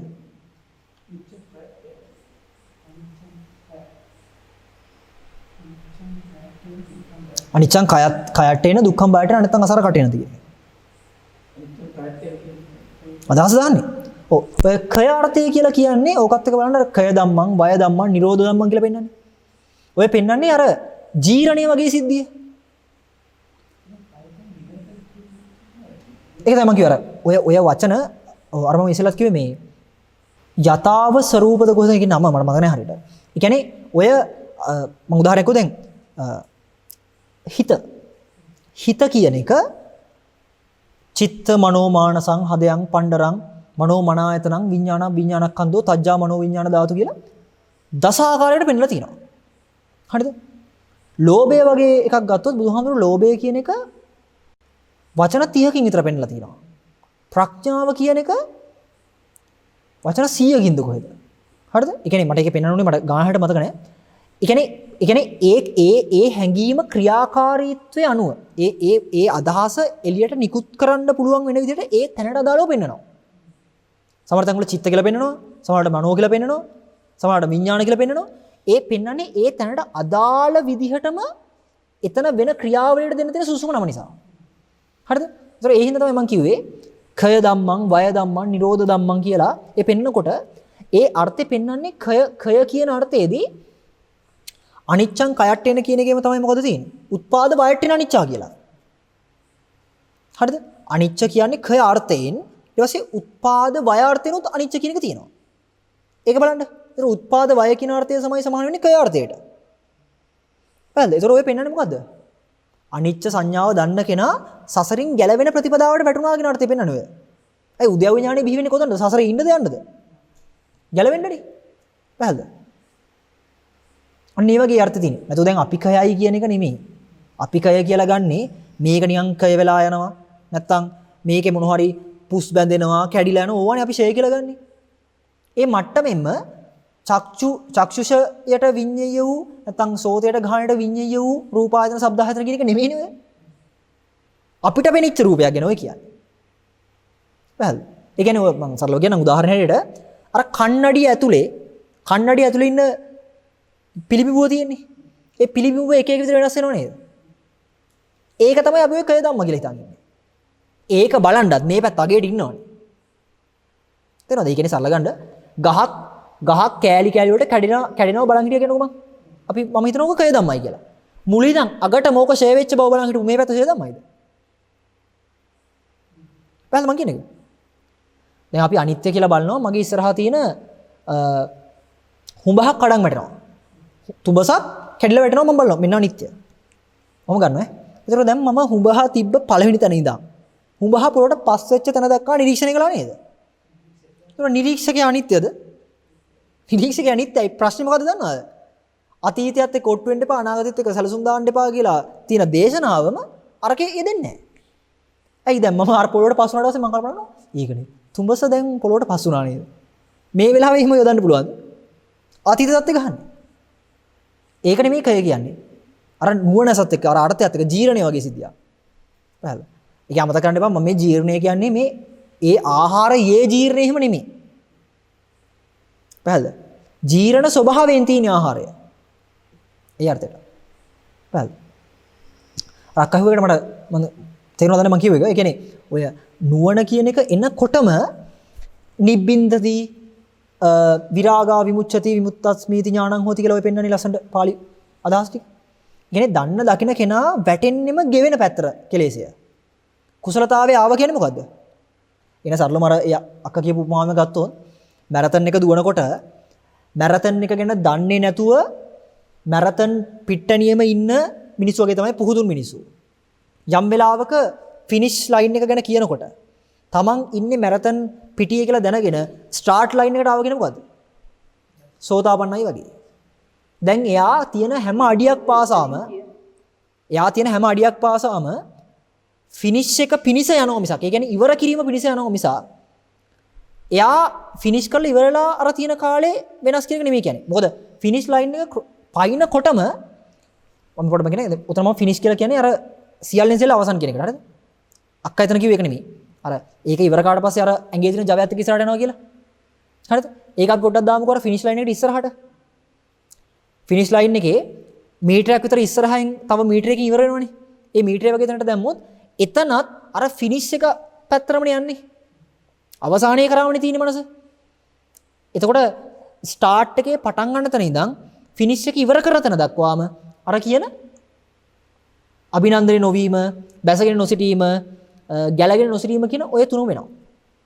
ඒක නුනස්. එහෙම බලනවා හරි. පැහැදිලිද කියලා මම හිතනවා. මම එතන අදහස් කරේ දැන් අර දුවන එක සසර වගේ ෆිනිෂ් කරන තැන සෝවාන් වෙනවා වගේ. දිට්ඨි සම්පන්න වෙනවා වගේ. එහෙම මම හිතුවේ ඕක නිකන් අර රහත් වුණාට පස්සේ පිරිනොම් පාන තැන දක්වා තියෙන්නේ ඒවා කියලා. නැහැ මට ඇත්තටම දැනගන්න ඕනේ අර දිට්ඨි සම්පන්න වෙච්ච තැන ඉඳන්ම අභිනන්දනය නොකරේ නේද කියලා. ඔව් එහෙම තමයි. මොකද අභිනන්දනය නොවෙන්න ඕනේ. මොකද අභිනන්දනය විතර දකින්නවා කියන්නේම අභිනන්දනය නොවීම වෙන්නේ. පැහැදිලි. ඒ කියන්නේ සැප විතර දකින්නවා කියන්නේ ආයෙ එතන ලගින්නේ නැහැ. තේරෙනවද? ඒ කියන්නේ සරාගං චිත්තං වාති පජානාති කියද්දී ප්‍රඥාවෙන් දැනගන්නවා කියද්දී ආයෙ සරහගේට අහු වෙනව නෙමෙයි. විමුක්තියට තියෙන්නේ. පැහැදිලිද? කියන්නේ එය බවින් දැනගැනීම. ඉතිමාස්මින් සති ඉදං හෝති කියන එකනේ. ඒ බවින් දැනගන්නවා කියන්නේ. එතකොට ඒ බවින් දැනගත්තාම ඒක සතුටින් බාර ගන්නවා කියලා නෙමෙයි කියන්නේ. සතුටින් බාර ගන්න එකේ මෝඩකම තේරෙන්නේ. ඒ අවබෝධය නිසා සතුටින් බාර නොගැනීම කියන දණ්ඩ යන්නේ. පටිගය නෙමෙයි. පටිගය කියන්නේ සතුටින් බාර ගැනීමක් ආයි. පැහැදිලි. මම හිතන්නේ මම උපමාව ගත්තේ දැන් අර ඒ කොටසට වඩා මම මුලින් ඉඳන් අර පටන් ගන්න තැන සෝවාන් වගේ මට්ටමට මම ගෙනාවේ. මම හිතන්නේ ඒතකොට උපමාව පැහැදිලි වෙන්නේ නැති කියලා.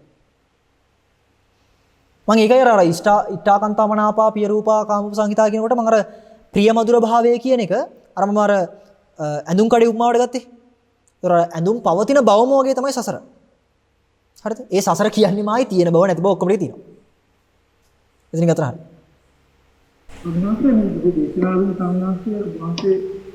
මාවට ගත්තේ අර ගමයා සහ ගමහාමිනේ. ඔව්.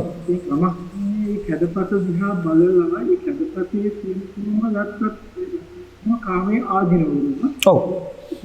එවන හිතේ නෑ ඒ තමා ඒ කියන්නේ නොදන්නාකම කියන්නේ.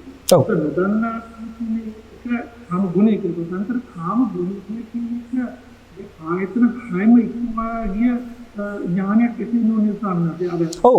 ඒ කියන්නේ යම්කිසි ස්වභාවයක් නම් ගුණය නැත්තම් ගුණාංගය ගුණවත් බව ස්වභාවය මෙමා කියන එක තෙමේ කියන එක මමත්වයේ කියන ඔන්න ඔය ගුණාංගය තමයි නෝනක් එකේ දෙන්නේ. මගේ කෑලි ඔක්කොම ටික දැනුමක් එක යොදන්න පුළුවන්. ගම හාමිනේ අච්චර තරහ ඇති කරගත්තේ දැනුම එක්ක. මොකද එයා කල්පනා කරා මේ ඉන්නේ තව ගෑනු කෙනෙක්ගේ රූපයක් කියලා. ඒකින්ද තමයි අර ගෝලියට මුල.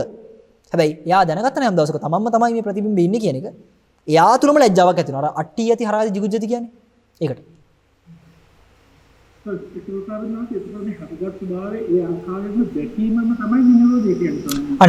හටගත් භාවයේ හටගත් බවින් අහු වුණා කියන්නෙම එයා වැටලා තියෙන්නේ සෝතේටනේ. ඒ කියන්නේ සැඩපහරටනේ. ඒ කියන්නේ සැඩපහර ඉවර වෙන්නේ නිවන කියන සමුද්‍රේ. ඒ කියන්නේ නිරෝධය කියන තැනින්. නැත්තම් නිවීම කියන තැනින්. ඒක තමයි ඒ ලෝකකාමන සෝතේ කියන සාම බාගත්නාසේ දේශනා කළාර ඒ ආයතනේ වේදිකබ්බී කියන්නේ ඒ ආයතන ඇතිකරන්නේ ඔය ආයතන 6ටම ඔබට කියන ආයතන 6ට ප්‍රඥාස කියලා කියන්නේ සාකරන ඒක නේද්වාන්නේ.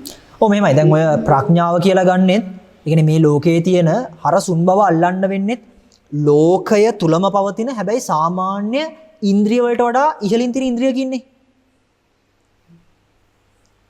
තේරෙනවද? ඒක අර කියන්නේ ලෝකෝත්තර ඉන්ද්‍රිය කියලා තුනක්. අනඤ්ඤතඤ්ඤ සාමීති ඉන්ද්‍රිය, අඤ්ඤතාවී ඉන්ද්‍රිය, අඤ්ඤ ඉන්ද්‍රිය කියලා තුනක් ගැන.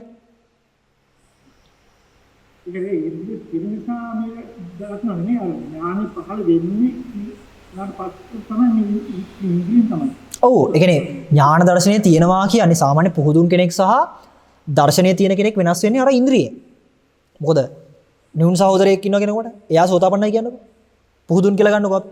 ඒතර මගේ මෙයාගේ බාහිර කිසිම වෙනසකුත් නැහැ. ඉන්ද්‍රිය මට්ටමේ වෙනසකුත් නැහැ. හැබැයි අර ඉන්ද්‍රිය පරෝපරිත්‍යයේ බුදුහාමුදුරුවෝ බැලුවොත් තේරෙනවා මෙයාගේ තව ඉන්ද්‍රියක් වැඩි දැන්. ඒ කියන්නේ මෙයාට අර දහම්මැස කියන ඉන්ද්‍රිය අවිලා තියෙනවා. ඒකට ඉන්ද්‍රියක් කියන එකට වඩා අර ලෝකෝත්තර ඉන්ද්‍රිය පැත්තෙන් ගත්තා නම් හරි. ඒතකොට ඒකට කොහොමත් අහු වෙන්නේ මේකේ තියෙන අසාර ගතියම තමයි. පැහැදිලිද? හැබැයි ඒකේ වාසිය තමයි ඒ අසාරයි කියලා අල්ලන ඉන්ද්‍රිය සාර නැහැ හොඳේ. ඒක කොහොමත් අසාරයි. ඒ හින්දා ඒ ඉන්ද්‍රියනුත් ගැලවෙන්න පුළුවන් හැකියාව තමයි ඉන්නේ උතන. හරිද රෝසන? රෝසනයි. මෙතන ස්වාමීන් වහන්සේ මේක දැන් අහුවද දෙවෙනි ඡේදයේ මේ කියනවා නේද මේ කෙලෙස් පවන විර ඇතියේ නිවනට මෙහි දියු සිත් ඇතියේ. ඔව්. වාසය කෙරෙන්නේ කියලා අහනවනේ කියන්නේ. ඒකට දැන් උන්වහන්සේ පැමිණෙන්නෙම සතපන්න භාවයක වගේ ඉඳලාද නැත්නම් ඒ කියන්නේ එහෙම අදහසකින්ද මොකද? නෑනේ දැන් මෙහෙම ගන්නකෝක. මෙතන ඒක හරියටම කියන්න බැරි ඒ දෘෂ්ටිය පිරිසිදු වෙලා ආපු කෙනෙක්ද නැද්ද කියන එක මෙතන කෙලින්ම ඩිරෙක්ට් ගන්න බෑ. මෙතන හැබැයි එකක් පැහැදිලි අනිවාර්යෙන් රහත් වෙලා පිරුණම් පාලා තිනවා කියන. මම ඔකට සරල අපේ උදාහරණයක් කියනවා. දැන් සාමාන්‍යයෙන් අපි අද සාකච්ඡාවට එන්නේ මොකක් කරනවා කියලාද? බණ අහනවා කියලා නේද? හරිද? ඒතර බණ අහනවා කියන එක හරියටම කියන්න පුළුවන් වෙන්නේ කොහොමද? ධර්මාබෝධයක් එක්කනේ. හැබැයි අපි ධර්මයේ තියෙන වචන අහගෙන තියෙන හින්දා අපි ඒක අපිට අවබෝධය තිබ්බනකට අපි පාවිච්චි කරනවා. අන්න ඒ වගේ අර්ථයක් කියලා ගත්තා නම් හරි. ඒ කියන්නේ ශාසනය ආපු හැමෝම දන්නවනේ කෙලෙස් තවන්න ඕනේ. ඔක ශාසනය විතරක් නෙමෙයි. බමුණ පවා කරපු ගන්නේ කෙලෙස් තවන්න වැඩ කරපු එකනේ. ඒතර ওই වචන ඔක්කොම තියෙනවා. ඉතින් දුකෙන් නිදහස් වෙන්න කෙලෙස් තවන්න ඒ නුවණ පහල කරගන්න තමයි ස්වාමීනි මම අවවාදයක් ඉල්ලන්නේ කියලා කියන එක හරි. දැන් මොකක් කරාට කට්ටිය ඇවිල්ලා කතා කරන්නේ නිවන් දකින්න බණක් කියන්න බෑද කියලා. ඒතර නිවන කියන එක දන්නවනම් බණක් කියන එක අහන්නේ නැහනේ. ඒතර නිවන කියන එක පාවිච්චි කරන හුදු වචනයක් ඉතින්. පැහැදිලි. නෑ ඒක අර දෙවෙනි ඊළඟ ඡේදයේ තියෙනවා ඒක. මොකද්ද මේ මනාකොට මේ ශ්‍රවණය කරන්න කියලා. අසව කියලා කියනවා අසව කියලා ඊට පස්සේ මනාකොට මෙනෙහි කරව කියලා තියෙනවනේ. නෑ ඒක මෙහෙමයි. ඒක සමහරවිට දැන් කවුද අපේ පස්වක මහණුන් උන්වහන්සේලා සෝතාපන්න වුණාම ධම්මචක්කපවත්තන සූත්‍රයේ අනන්ත ලක්ෂණ සූත්‍රයේ කියනකොට බුදුහාමුදුරු කියන්නේ සාදුකම් මනෝසිකරවත භාසිතාමි කියලා තමයි. බුදුහාමුදුරු ඉතින් අර ආර්ය ශ්‍රාවකය කියන්නේ සෝතාපන්න වෙච්ච කෙනාට මනාව අහන්න එපා කියලා කොහොමද කියන්නේ නැහැ. ඒගොල්ලෝ කොහොමද මනාව අහනවා ඒක බුදුහාමුදුරු කොහොමද කියනවා. හරිද රෝසන? හරි එහෙනම් අපි හිතනවා හමාර කරන්න කාලේ හරි කියලා. කොටස් ටික බලන්න මේ සූත්‍ර කියවලා බලන්න මේ මම කියවන එකෙම ඉන්න නැතුව පොඩක් ආයි මේක කියවලා බලන්න. එතකොට තව තවත් මේකේ අර්ථයක් කුළුප ගන්න පුළුවන් වෙයි. එහෙම අදහසක් ආවොත් අපිට ඊළඟ වතාවක සාකච්ඡාවට ආයි ගන්නත් පුළුවන්. කෙසේ වෙතත් අර බුදුහාමුදුරුවෝ මතක් කරලා තිනවා වගේ අර ධර්ම ශ්‍රවණය කියන එක තමයි තාම වැදගත් සහ ඒක මනාවට අහගන්න එක තමයි තාම අසීරු.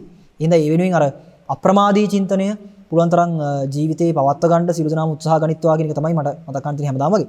ඒ වෙනුවෙන් අපි සාකච්ඡා කරපු අපි පුළුවන් උපරිමයෙන් විවරණය කරගන්න මහන්සි වෙච්ච මේ ධර්ම කාරණා ටික හැමෝටම යම් අර්ථයක් ධර්මයක් උඩුපා ගැනීමට උපනිෂේ වුණා නම් ඒකමයි වෙන්න ඕනේ. ඒකම තමයි අභිප්‍රාය.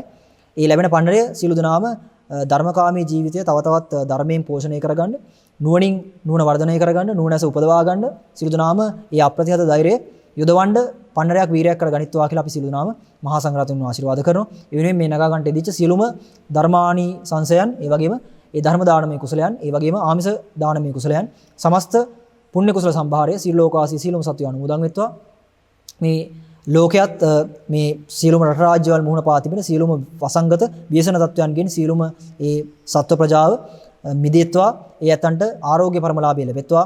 සසරේ ඉපදෙන්න තියෙන ඉපදෙන්න තියෙන බීජ නැවත නොඉපදෙන තැනටපත් කරගන්න, ලෝකයේ තියෙන අති උත්කෘෂ්ඨම නිරෝගී ලාභය වන දහම්මැස පහල කරගන්න මේ සියලුම පුණ්‍ය නිදානයන් මේ සියලු දිනාටම පාරමිතා ශක්තියක් වෙත්වා. කුසල නිදානයක් බවට පත් වෙත්වා. කල්යාණ මිත්‍ර සම්පත්තියක් බවට පත් වෙත්වා. සියලු ලෝකවාසී සියලුම සත්වයෝ නිවනින්ම නිවීම පිණිස මේ සමස්ත පුණ්‍ය කුසල නිදානයේ සාදුකාර්ය දෙමින් අනුමෝදන් වෙත්වා කියලා සියලුම දිනාට පින් අනුමෝදන් කරනවා. පින් අනුමෝදන් වෙන්න. හොඳයි එහෙනම් අපි නැවත දවසක සාකච්ඡාවක් කරන්න බලාපොරොත්තු වෙන අතර හමාර කරන්න හැමෝටම තෙරුවන් දස බල සේලප්පබවා නිබ්බාන මහා සමුද්ද පරියන්ත අට්ටංග මග්ග සලිලා ජින වචන නදී චිරං වහතු. දස බලධාරී තථාගතයන් වහන්සේ නම් ශෛලමය පර්වතයෙන් පැන නැගීයා නිර්වාණය නම් වූ මහා සමුද්‍රයේම කොට ඇති ආර්ය අෂ්ටාංගික මාර්ගය නම් වූ ශ්‍රී මුක බුද්ධ වචන ගංගාව සකල ලෝකවාසී සියලුම සත්වයන්ගේ මහා දුක්ඛඳ නිවාලමින් බොහෝ කාලයක් සුවසේ කලාපසිනා සේක්වා.